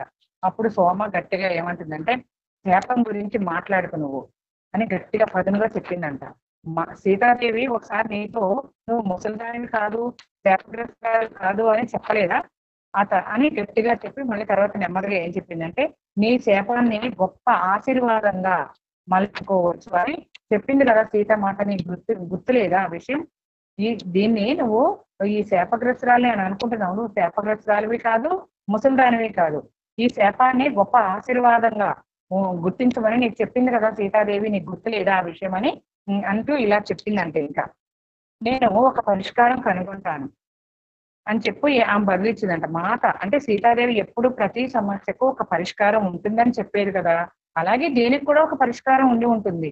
చాలా రోజుల తర్వాత సోమ ఒక మందుతో నా దగ్గరికి వచ్చి నా కళ్ళల్లో వేసి, ప్రతి కొన్ని గంటలకు నువ్వు దీన్ని వేసుకో అని సూచించింది. అంటే ఏదో ఒక మందు తీసుకొచ్చి కళ్ళల్లో వేసి ప్రతి కొంచెం సమయానికి నువ్వు దీన్ని వేసుకుంటూ ఉండు కళ్ళల్లో అని చెప్పి, నీకు ఈ మందు ఎవరిచ్చారు అని మీనాక్షి అడుగుద్ది అనమాట. అయితే అనుమానంగా అడిగిందంట. మాట సీతాదేవి ఇచ్చింది నాకు ఈ మందు అని చెప్పి. సీత ఇచ్చిందా? సీత మాట ఇచ్చిందా అంటే, ఆమె ఇక్కడ లేదు కదా, నీకు ఎలా ఇచ్చింది ఈ మందు నా కంట్లో వేయమని అని చెప్పి ఆశ్చర్యంగా అడిగితే ఆమె తలవుపిందంట. ఆమె నా కలలో వచ్చి ఒక మొక్క దగ్గర దొరికే చోటు చెప్పిందంట. సీతాదేవి సోమ కళలో కనిపించి, మీనాక్షి సంగతి తెలుసు కదా, సీతామాతకి ఎక్కడున్న ధ్యానంలో చూస్తూనే ఉంటుంది కదా ఆవిడ అమ్మవారు, ఆమెకు తెలియదు ఏముంటుంది. అందుకని మీనాక్షి సంగతి తెలిసి సోమ కళలోకి వచ్చింది. ఎందుకంటే మీనాక్షికి అంత దృష్టి లేదు, ఇంకా ఆ ధ్యానంలోనో కళలోనో కలుసుకునే అంత శక్తి లేదు ఇంకా మీనాక్షికి. ఈ సోమకి ఆ శక్తి ఫస్ట్ నుంచి ఉంది కాబట్టి సోమ కళలో సీతాదేవి కనిపించంట. ఏదైతే ఈ కళల్లో పసరు మందు వేసింది కదా, ఆ మందు ఎక్కడ దొరుకుద్దో, ఆ మొక్క ఎక్కడ దొరుకుద్దో అనే చోటు కళలో కనిపించి సోమతో చెప్తుందంట. నేను దీనికోసం సీతమ్మ వారు చెప్పినట్టే వెతికి తీసుకొచ్చాను. ఆమె ఏం చేయాలో చెప్పి కొన్ని రోజుల్లో నీ కళ్ళు వచ్చేస్తాయి, కనపడద్దు, నీ చూపు చక్కగా కనపడుతుందని సీతాదేవి చెప్పింది కళలో. మిగిలిన పరిచారకులతో నువ్వు ఆరోగ్యంగా ఉన్నావని కోరుకోవటానికి ఒక వారం పడుతుందని నేను కూడా పరిచారకులందరితో మిగిలిన వాళ్ళతో చెప్పాను. అప్పటికి నువ్వు ఎలా ఉంటావో చూద్దాం ఈ మందు వాడిన తర్వాత. సీతాదేవి కళ్ళలో చెప్పింది ఇవన్నీ నాకు అని చెప్పి.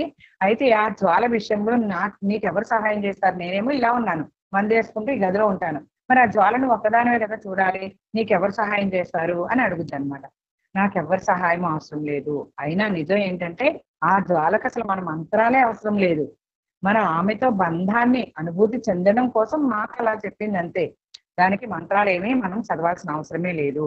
మాట ఇష్టం ద్వారా ఆ జ్వాల ప్రత్యక్షీకరించబడినట్టు ఆమె తిరిగి వచ్చే వరకు ఆమె ఇచ్చ ద్వారానే అది నిలిచి ఉంటుంది. సీతాదేవి యొక్క ఇచ్చ ద్వారానే అది నిలిచి ఉంటుంది, కానీ దానికి మంత్రాలు ఏమీ అక్కర్లేదు అని సోమ చెప్తుంది అనమాట. అయితే మనం మంత్రాలను కొనసాగిస్తూనే ఉండాలి. అవి ఆమె సూచనలు కనుక, ఎందుకంటే సీతాదేవి సూచించింది కాబట్టి మనం ఆ మంత్రాలు చదువుతూనే ఉండాలి.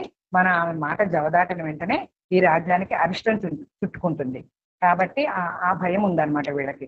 ఒక వారంలో నా కంటి చూపు చక్కగా చాలా మెరుగైందంట. నా సాధారణ విధులు నేను చేసుకోవడానికి అనువైనట్లుగా కంటి చూపు వచ్చేసిందంట. కాబట్టి కొంచెం ఇంకా మసగానే ఉందంట, కానీ తన పనులు తను చేసుకోగలుగుతుందంట. అనేక వారాల అనంతరం నా కంటి చూపు పూర్తిగా కాకపోయినా నా విధులన్నీ, నా పనులు నేను చేసుకునే అంతగా మెరుగుపడింది. అప్పుడే సోమ నా దగ్గరకు వచ్చి సూర్యోదయానికి ముందే నిన్ను ఒక చోటికి తీసుకెళ్తానని చెప్పిందంట. సూర్యోదయం అవ్వకముందే వచ్చి సోమ ఈ కన్ను కొంచెం మెరుగయ్యాక నేను ఒక దగ్గరికి తీసుకెళ్తాను అని చెప్పి సూర్యుడు ఇంకా ఉదయించక ముందే తెల్లారుజామునే వచ్చిందంట. ఎక్కడికి, ఈ రహస్యం ఎందుకు అని చెప్పగానే నిన్ను ఆశ్చర్యపరచడం కోసమే, నీ హృదయానికి ఉల్లాసం చేకూర్చే ఒక విషయం ఇది అని చెప్పి రోజు కంటే ముందు లేచి ఆ పవిత్ర జ్వాల ముందు మంత్రం చదివి ఆమె నా గదిలోకి రాకపోయే ముందే సిద్ధంగా ఉన్నదంట. రేపు పొద్దునే నువ్వు సిద్ధంగా ఉందని చెప్పింది కదా, రోజుల కన్నా కొంచెం పొద్దునే లేచి సిద్ధంగా ఉందంట. తర్వాత ఇద్దరు కలిసి రాజమందిరం నుంచి నిశ్శబ్దంగా బయటకు వచ్చారు. కాబట్టి ఆమె నన్ను ఎక్కడికి తీసుకెళ్ళింది, ఈ పరిచారకులు కూడా నిధుల నుంచి వచ్చిన వాళ్ళు కాబట్టి ఏమీ అడ్డగించలేదట. ఎవరు ఆ కాపలా ఆధార్లు ఎవరైతే సెక్యూరిటీ ఉంటారో వాళ్ళు. అయితే ఆమె నన్ను ఎక్కడ తీసుకెళ్ళింది, సరయూ నది వైపు తీసుకెళ్ళిందంట. ఫస్ట్ సీతాదేవి వీళ్ళందరినీ అయోధ్యకు వచ్చిన తర్వాత ఎవరికి కనపడకుండా తను కూడా ఒక పరిచారకులాగా వేషం తెలుసుకొని ఏ నది దగ్గరికి అయితే వీళ్ళందరినీ నలుగురిని తీసుకెళ్ళిందో అక్కడికి తీసుకెళ్ళిందంట, సరయూ నది దగ్గరికి. ఎవరు, మన సోమ మీనాక్షిని. అయితే తీసుకెళ్లి ఆ రోజు కంటే ముందు, లేకపోతే ఇద్దరు వెళ్ళి సరయూ నది వైపు వెళ్ళి తీసుకెళ్ళిందంట. దాని ఒడ్డున మేము నడుస్తూ ఉన్నాము. స్త్రీల మంత్రోచ్చరణ నాకు వినపడింది. కొంతమంది స్త్రీలు ఒక మంత్రం చదువుతున్నట్టు వీళ్ళకి వినిపిస్తుందంట. ఏమిటది అని నేను అడిగాను. ఆమె నవ్వి, నేను నీకు చూపించాలనుకున్నది ఇదే. నీకు ఆ ప్రదేశం గుర్తుందా? ఆ శబ్దం వైపు, ఆ మంత్రోచ్చరణ ఏదైతే వస్తుందో ఆ శబ్దం వచ్చిన వైపు చూపిస్తూ అడిగిందంట. సూర్యుని ప్రభాత కిరణాలలో మేము అయోధ్యకు వచ్చినప్పుడు మొట్టమొదటిసారిగా మాత మమ్మల్ని నది వద్దకు తీసుకువెళ్ళిన ప్రదేశంగా నేను గుర్తించాను. తల ఊపాను, నాకు గుర్తొచ్చింది ప్లేసు అని. మాత ఈ నదీ దేవతతో ఆడుకుంది కదా, ఈ సరైన నదితో మాత సీతాదేవి ఆడుకుంది. ఇప్పుడు చూసి విను ఆమె ఏం చెప్తుందో. అంటే ఏంటి నేను వినడం ఏంటి, ఈ ప్రదేశంలో అయోధ్య స్త్రీలు మాత్రం మాత కోసం ప్రార్థిస్తున్నారట. ఫస్ట్ సూర్యోదయానికి ముందే మాత క్షేమంగా ఉండాలి అని అయోధ్య స్త్రీలందరూ కూడా తెల్లారుజామునే వచ్చి సూర్యుడికి మంత్రాలు చదువుతూ సీతాదేవి క్షేమం కోసం ప్రార్థన చేస్తారట. వాళ్ళ ముందే ఇక్కడికి రావడం కొన్ని సంవత్సరాల నుంచి నేను చూస్తున్నాను. కొన్ని సంవత్సరాలుగా, అంటే సీతాదేవి వెళ్ళినప్పటి నుంచి దాదాపు వాళ్ళు సీతాదేవి చక్కగా ఉండాలని చెప్పి ఇలా చేస్తున్నారట. మొట్టమొదటి ఒక స్త్రీ మాత్రమే వచ్చేది, ఒంటరిగా వచ్చి నదీ దేవత కోసం మంత్రాలు పఠించి పాట పాడేదట. మిదిలి నుంచి వచ్చిన తమ రాజు రామునితో అడవికి వెళ్ళిన మహారాణి రక్షణ కోసం ప్రార్థించేదంట. తర్వాత ఇంకొంతమంది వచ్చారు. ఇప్పుడు ఒక 10-12 మంది వచ్చి అందరూ మన మాత రక్షణ కోసం ప్రార్థిస్తున్నారు. ఆమె పట్ల ఒక విదేశీ రాణి తమకు ఏమాత్రము తెలియని వ్యక్తి గురించి వారు తీసుకునే శ్రద్ధ నన్ను కదిలించింది అంటూ చెప్తుంది. అయితే ఇట్లా చెప్తుంది అనమాట. వాళ్ళందరూ సీతాదేవి వెళ్ళిన దగ్గర నుంచి ఫస్ట్ ఒక ఆమె ప్రార్థన చేస్తూ పాట పాడేది. ఇప్పుడు 10-12 మంది అయ్యారు. సీతాదేవి క్షేమంగా ఉండాలని ఇక్కడ వీళ్ళందరూ ఇలా చేస్తున్నారని వాళ్ళ యొక్క శ్రద్ధ చూసి మీనాక్షి చెలించిపోతుంది అనమాట, కదిలిపోతుంది ఆ హృదయం అనేది. అయితే సోమ చెప్పింది నువ్వు చెప్పింది సరైనదే. ఆమె పట్ల వీరు ప్రదర్శించే ప్రేమకు నా హృదయం ఉప్పొంగుతుంది. ఇంతకంటే ఇవ్వగలిగిన గొప్ప బహుమానం ఏముంటుంది? ఒకనొక రోజు ఆమె తిరిగి వచ్చినప్పుడు ఆ స్త్రీకి తన కృతజ్ఞతలు తెలుపుకుంటుంది సీతాదేవి.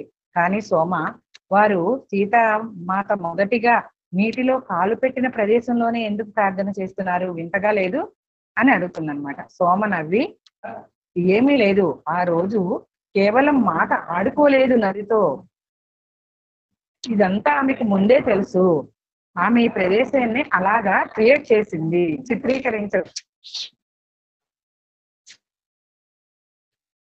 ఆమె ఇదంతా ముందే సిద్ధం చేసింది పరిస్థితిని. దాంతో ఇది సంభవించగలదని ఆమెకు ముందు చూపు ఉందని వారి ప్రార్థనలు తనకు చేరగల ప్రదేశాన్ని సృష్టించాలనుకుంది. అక్కడి నుంచే తాను వారిని చేరి అయోధ్య స్త్రీలను ఆశీర్వదించడానికై ఆ తోటను సిద్ధం చేసుకుంది. ఎక్కడైతే సీతాదేవి మొదట నదిలో అడుగు పెట్టిందో అక్కడ తన ఆశీర్వాదం ఉంచిందనమాట. వీళ్ళందరూ తన కోసం ప్రార్థిస్తారని తెలుసు, అందుకని తన ఆశీర్వాదం అక్కడ నిలిపి ఉంచింది ప్రార్థించే వాళ్ళ కోసం అని సోమ మీనాక్షికి అర్థమయ్యేటట్లుగా చెప్తుంది అనమాట. ఆ చోటును సిద్ధం చేసిందని నేను నమ్ముతున్నాను అని చెప్తుంది. మనం వారి వద్దకు వెళదామా అని మీనాక్షి అడుగుతుంది అనమాట. ఆమె ఇట్లా తల కొట్టుకుంటూ, మనం రాజమండ్రి నుంచి వచ్చాం, వారి ప్రార్థనలకు అంతరాయం కలిగించకూడదు, వాళ్ళందరూ ఎంతో చక్కగా ప్రార్థన చేస్తున్నారు, మనం రాజమండ్రి నుంచి వచ్చి వాళ్ళకి డిస్టర్బ్ చేయకూడదు. ఆ స్త్రీలు సొంతంగా ఉదయాన్నే బయటకు వెళ్ళడాన్ని మందిరంలో వారు ఒప్పుకుంటారో లేదో తెలియదు. మనం మిడిల్ నుంచి వచ్చిన పరిచారకులం కనుకనే మనల్ని ద్వారం దగ్గర నుంచి వదిలిపెట్టారు అని చెప్తుంది అనమాట. నది పక్కన గానం చేస్తున్న స్త్రీలను తలుచుకోవటం నా హృదయానికి ఆనందాన్ని ఇచ్చింది. తరచుగా రాత్రులు అలసటగా ఒంటరిగా విచారంగా ఉన్నప్పుడు వారి పాట యొక్క జ్ఞాపకం నా హృదయాన్ని, ఎప్పుడైనా మీనాక్షికి ఒంటరిగా ఉండి కాస్త అలసటగా ఉన్నప్పుడు వాళ్ళ యొక్క ప్రార్థనను గుర్తు తెచ్చుకుంటే, ఆ నదిలో ఆ స్త్రీలందరూ సీతాదేవి కోసం చేసే ప్రార్థనని గుర్తు తెచ్చుకుంటూ ఉన్నప్పుడు చక్కగా హృదయాన్ని అది తేలికపరిచేదంట ఆ జ్ఞాపకాలు. అయితే మాత వెళ్ళి 7 సంవత్సరాలు అయిపోయిందంటండి. నా శరీరం మరింత బలహీన పడుతుంది, నేను మరో 7 సంవత్సరాలు మాత తిరిగి వచ్చే వరకు జీవించి ఉండనేమో అనిపిస్తుంది. అయితే నా మనసులో ఒక ఆలోచన మెదిలిందంట ఎమ్మటే. ఏంటంటే ఆమె చివరి మాటలు జ్ఞాపకం చేసుకున్నాను. సీతాదేవి వెళ్ళేటప్పుడు చివరిగా ఏం చెప్పిందో అది జ్ఞాపకం చేసుకుందంట. ఒకవేళ నేను వాటిని ఏమైనా ఊహించుకున్నానా, వాటిని బయటకు బిగ్గరగా మాట్లాడుతూ నేను వినలేదు. అయితే ఆవిడ ఏమందంట, తిరిగి వచ్చే వరకు జీవించి ఉండని అనిపిస్తుంది కదా మీనాక్షికి. ఆ సీతాదేవి చివరి మాటలు జ్ఞాపకం చేసుకుందంట. ఒకవేళ ఆ సీతాదేవి మాటలు నేను ఏమైనా ఊహించుకుంటున్నానా, నేను వాటికి బయటగా బిగ్గరగా మాట్లాడట్లేదే, మనసులో మాత్రమే విన్నాను. ఈ సందిగ్ధాన్ని ఒకసారి సోమత పంచుకుందంట. అంటే సీతాదేవి వెళ్ళినప్పుడు ఏం మాట్లాడిందో అవి తన మనసులోంచి వస్తున్నాయంట. నేనేమి పైకి మాట్లాడలేదు కదా, ఈ మాటలు ఎక్కడి నుంచి వస్తున్నాయి, నేను ఏమన్నా భ్రమపడుతున్నానని ఇదంతా సోమత చెప్తుంది అనమాట. మీనాక్షి, నువ్వు ఆ మాటలు ఊహించుకోలేదు, నేను కూడా విన్నాను అవి. సీతాదేవి నీ మనసులోంచి మాట్లాడుతున్న మాటలు నువ్వు ఊహించుకున్నాయి కాదు, నేను కూడా విన్నాను అని సోమ ఆ పక్కకు చూసిందంట.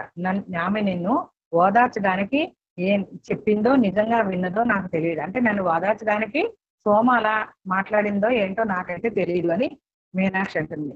నది వద్దకు వెళ్ళు మీనాక్షి, మాట మనల్ని తీసుకువెళ్ళిన చోటుకు వెళ్ళు, నీకు అక్కడ సమాధానం దొరుకుతుంది. ఈమెకు అర్థం కాకపోయేసరికి సోమ ఏమందంటే, మీనాక్షి నువ్వు ఆ నది దగ్గరికి వెళ్ళు, నీ సందేహం తీరిపోతుంది, ఎక్కడైతే సీతాదేవి మనల్ని తీసుకువెళ్ళిందో ఆ నది దగ్గరికి వెళ్ళంట అని ఆమె చెప్పిన చాలా రోజులకు నేను ఒంటరిగా, అంటే చాలా రోజులకు వెళ్ళిందంట.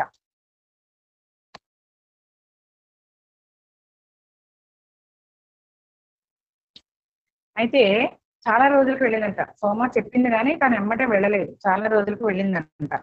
ఎక్కడికి వెళ్ళిందంటే ఎక్కడైతే సీతాదేవి సరయూ నదికి ఫస్ట్ తీసుకువెళ్ళిందో అక్కడికి అనమాట. వాళ్ళందరూ మాతతో కలిసి కూర్చున్న చోట అనమాట అది. ఇప్పుడు స్త్రీలు ఉదయాన్నే మాత కోసం పాడి ప్రార్థించే చోట నిలబడ్డాను. అప్పుడు అది పవిత్రమైన స్థలం. నా చెప్పులు విడిచి మొదటిసారిగా నదిలోకి ప్రవేశించాను. నిధులలోని పాత రోజులు జ్ఞాపకం వచ్చాయి. అప్పట్లో మేము దేనిని లక్ష్య పెట్టేవాళ్ళం కాదు. ఎలా ఉండాలంటే అలా స్వేచ్ఛగా ఉండేవాళ్ళంట, దేన్ని లక్ష్య పెట్టేవాళ్ళు కాదట. అవన్నీ తలుచుకుందనమాట. హఠాత్తుగా ఇన్ని సంవత్సరాలకు మిథిలా వియోగం గుర్తు వచ్చి నేను కన్నీళ్లు ఆపుకోలేకపోయాను. మోకాళ్ళ వరకు మునిగి నీళ్లు నా చుట్టూ వలయాలుగా తిరగనిచ్చాను. నీళ్లలో నేను ఒంటరిగా ఉన్నాను. కన్నీటితో దుఃఖం కడుక్కుంటున్నట్లు ఉందంట తన ముఖం. నేను మౌనంగా రోధించాను. మాట, నేను నీ కోసం ఎదురు చూడటానికి ప్రయత్నిస్తున్నాను, కానీ నా శరీరం ఉండేటట్లు లేదు. నువ్వు తిరిగి వచ్చే వరకు నేను ఉండను మాట, నన్ను క్షమించు. నిన్ను స్వాగతించడానికి నేను ఇక్కడ ఉండను అప్పటిదాకా అని అంటూ చెప్తుంది అనమాట సీతాదేవితోటి ఆ నదిలో ఉంది. నేను ఈ మాటలు అనగానే నా మీదకు గాలిలో తేలుతూ వచ్చిన ఒక స్వరం వినపడిందంట. చూడండి, ఎప్పుడైతే బాధగా ఇవిడ అంటుందో గాలిలో తేలుతూ ఒక స్వరం వచ్చిందంట. ఏమన్నదంటే ఆ స్వరము, నేను నిన్ను మళ్ళీ చూస్తానని నీకు మాట ఇవ్వలేదా? ఆ స్వరం తన లోపల నుంచి వచ్చిందంట. బయట నుంచి వస్తుందో లోపల నుంచి వస్తుందో నేను చెప్పలేను, కానీ ఏదో నన్ను వెనక్కు తిరిగి చూసేటట్లు చేసిందంట. ఈ మాటలు గాలిలో వస్తూ తన లోపల నుంచి వచ్చాయో బయట నుంచి వచ్చినాయో తెలియక ఏదో స్వరం ఏదో లాగినట్లుగా పక్కకు తిరిగి చూసిందంట. ఆ వెనక్కి తిరిగి చూసేటట్లు చేసిందంట. అక్కడ నది అంచున సీతాదేవి నిలబడి ఉండడం నేను చూశాను. చూడండి, సీతాదేవి ఎక్కడెక్కడో అరణ్యంలో ఉన్నా కూడా తను బాధపడినప్పుడు ఎవరో పక్కకు తిప్పి చూసేటట్లుగా చూసేసరికి సీతాదేవి అక్కడ నది ఒడ్డున నిలబడి ఉందంట. చూడండి ఎంత చక్కగా బాగుందో కదా ఈ సన్నివేశం. నేను మూగబోయాను. నా కన్నీళ్లు ఆగి ఆ ప్లేస్ లో ప్రశాంతత, ఉల్లాసం నా హృదయంలో ప్రవేశించాయి. అయితే ఇప్పుడే నన్ను ఇంటికి ఆహ్వానించు మీనాక్షి, నన్ను ఇప్పుడే నువ్వు ఇంటికి ఆహ్వానించు. అప్పటిదాకా నువ్వు ఉండను అంటున్నావు కదా, నీకు నేను మాట ఇచ్చాను కదా, నిన్ను నేను చూస్తాను, కలుసుకుంటాను. సరే అప్పటిదాకా నువ్వు ఆగలేకపోతున్నావు కదా, ఇప్పుడే నన్ను ఆహ్వానించేసేయి అని చెప్పి సీతాదేవి కనపడి మాట్లాడుతుందంట. మాత మీరు తిరిగి వచ్చేసారా అని ఆశ్చర్యంగా నవ్వుతూ చిన్నగా అడిగిందంట. అప్పుడు సీతాదేవి నవ్వుతూ ఏమందంటే, నువ్వు ఆ విధంగా నీళ్ళలో ఉండిపోతే నీకు జరుగు చేస్తుంది మీనాక్షి అందంట. అప్పుడే నేను నా శరీరం చలికి వణకడం గుర్తించాను.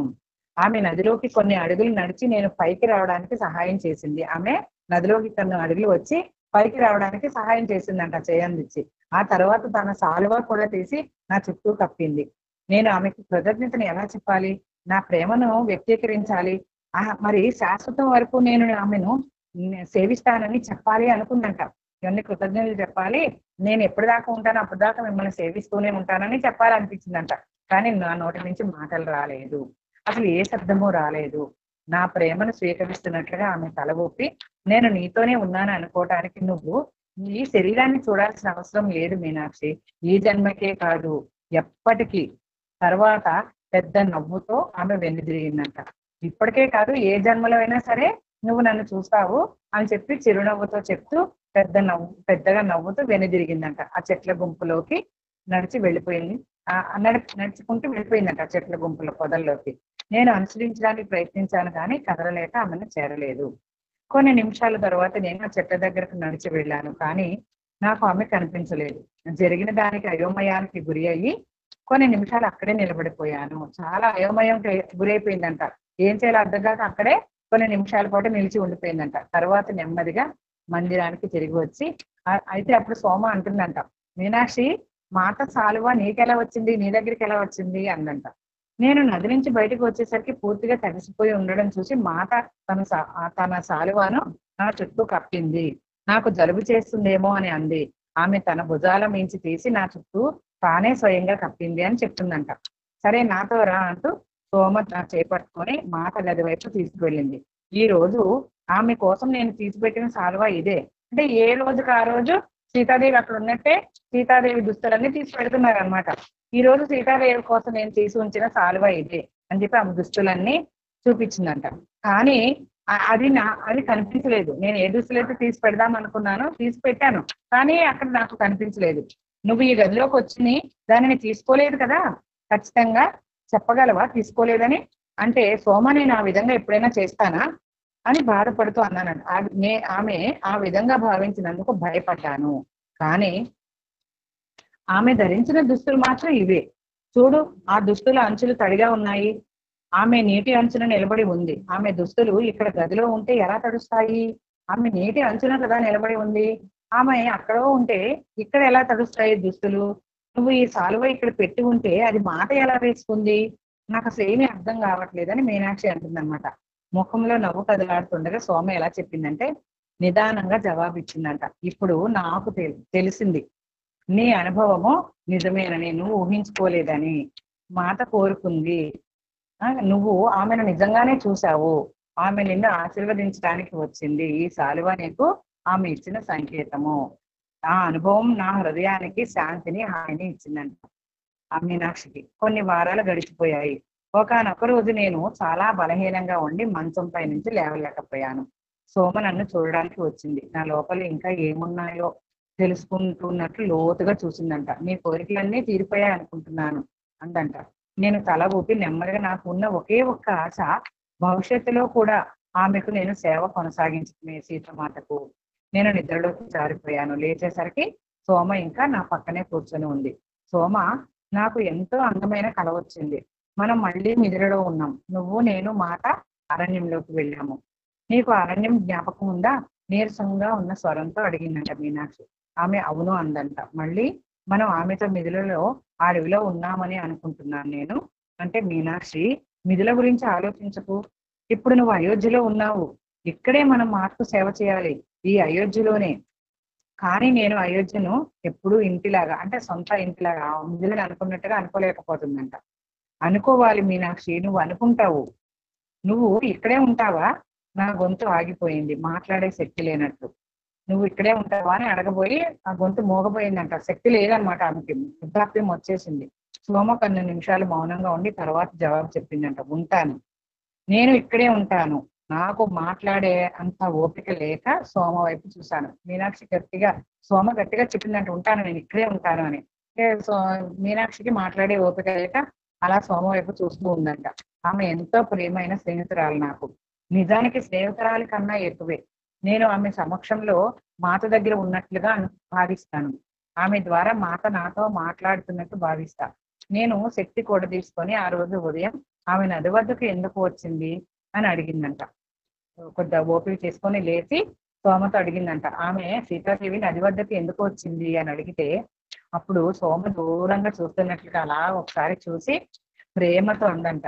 ఆమె ఆమె అంటే అదే ప్రేమే, స్వయంగా ఆమెడే ప్రేమ. ప్రేమ అందరికీ పైకి సకల జీవరాశులకి విస్తరిస్తూ ఉందంట, పై పైకి. మనందరము ఆమె పిల్లలమే గనక ఆమెకు ఏ తేడా చూపించదు ఆమె.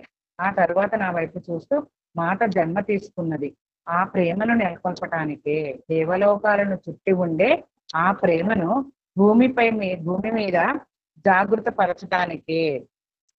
తన జీవితంలోని ప్రతి క్షణం ఆమె అదే చేస్తుంది అని చెప్పింది అనమాట సోమ.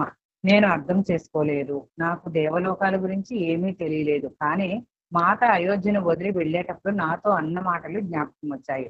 నువ్వు మళ్ళీ నన్ను చూస్తావు అంది సీతమ్మ. ఆ విషయాలన్నీ జ్ఞాపకం వచ్చాయంట మీనాక్షి.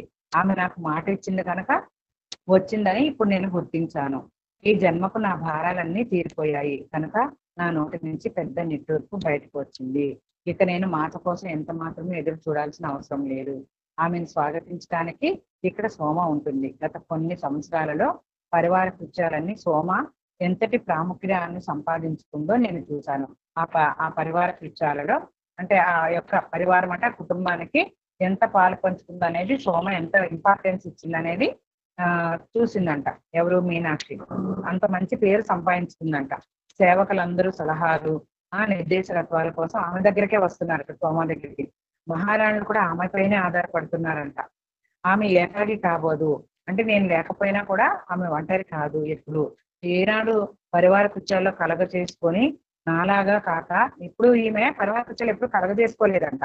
అలా కలగజేసుకొని నాలాగా కాకుండా ఆమె ఇప్పుడు అయోధ్యలో ఒక భాగం అయిపోయింది. నేను కేవలం విదేహ గుర్తింపు మాత్రమే నిలిపి ఉంచుకున్నాను.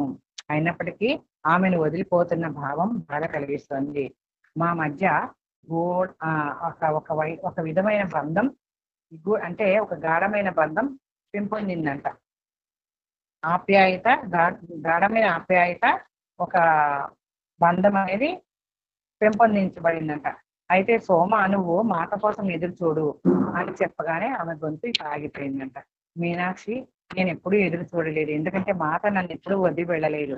నా వైపు స్థిరంగా చూస్తూ చెప్పిందంట సోమ. నేను నవ్వాను. సోమ మా మిగిలిన వాళ్ళలాగా కాదు, ఆమె ఒక మర్మం, అంటే ఆమె ఒక రహస్యం. ఎవరికి అర్థం కాదు, నేను ఎన్నటికీ గ్రహించలేని రహస్యం సోమ. అయితే ఆమె మాటలు నన్ను తేలికపరిచాయి. ఈ ప్రపంచంలో నేను కళ్ళు మూసే ముందు విన్న చివరి మాటలు అవే. ఒకానొక జన్మ అంతమైనప్పుడు మట్టిలో తన ముద్రలు వదిలి మరో జన్మ తీసుకుంటుందంట. ఒకానొక జన్మ అంతమైనప్పుడు మట్టిలో ఆ జన్మ యొక్క ముద్రలు వదిలి ఆత్మ మరొక జన్మ తీసుకుంటుందంట. చెరిగిపోని మరణించని జ్ఞాపకాలను తనతో తీసుకువెళ్తుందంట ఆత్మ. అవి మనోసముద్రం అడుగున సుప్త చేతన మానసంలో ఇంకిపోయి, సబ్ కాన్షియస్ మైండ్ అంటారు కదా, అక్కడ ఇంకిపోయి అక్కడ విశ్రాంతి తీసుకుంటూ మడతపడి అనేక మనో నిక్షేపాలుగా తయారయ్యి ఆత్మ తన సంపూర్ణ జాగ్రత్త కోసం చేసే ప్రయాణంలో తోడ్పడడానికై పిలవబడే వరకు అవి అలాగే సబ్ కాన్షియస్ మైండ్ లో నిలిచి ఉంటాయంట. చూడండి, ఒక ఆత్మ అంట ఈ భూమిని వదిలిపోయి వెళ్ళిపోతూ తన యొక్క కొన్ని జ్ఞాపకాల్ని ఆ భూమిలోనే వదిలి వెళ్ళిపోతుందంట. అప్పటి వరకు మళ్ళీ మరో జన్మ తీసుకొని ఉండే వరకు ఆ సుప్త చేతన మనసులో ఇవన్నీ కూడా అలాగే మళ్ళీ జన్మకి తోడ్పడడానికి, అలాగే ఆ భూమిలో నిలిచి ఉంటాయట. ఏంటి, ఆ శరీరం వెళ్ళిపోయి మట్టిలో కలిసిపోతున్నా కూడా ఆత్మ యొక్క ఆ యొక్క జ్ఞాపకాలు అనమాట మళ్ళీ శరీరం తీసుకొని మళ్ళీ మనం ఆ భూమి మీద జన్మించే వరకు ఆ భూమి దాచి ఉంచుతుందట. చూడండి ఎంత బాగుందో, శరీరం వదిలి వెళ్ళిపోయినా కూడా ఆత్మ యొక్క కొన్ని జ్ఞాపకాలని ఆ భూదేవి దగ్గర దాచుకుంటుంది అనమాట. ఆ భూదేవి వాటిని కాపాడుతూ మళ్ళీ జన్మెత్తినప్పుడు అవి మనకు అందజేస్తుందంట. ఇవాళతో ఈ మీనాక్షి మరణం అనే భాగం చాప్టర్ అయిపోయింది. మనం రేపటి నుంచి రెండో భాగంలోకి వస్తున్నాం. Okay madam, thank you.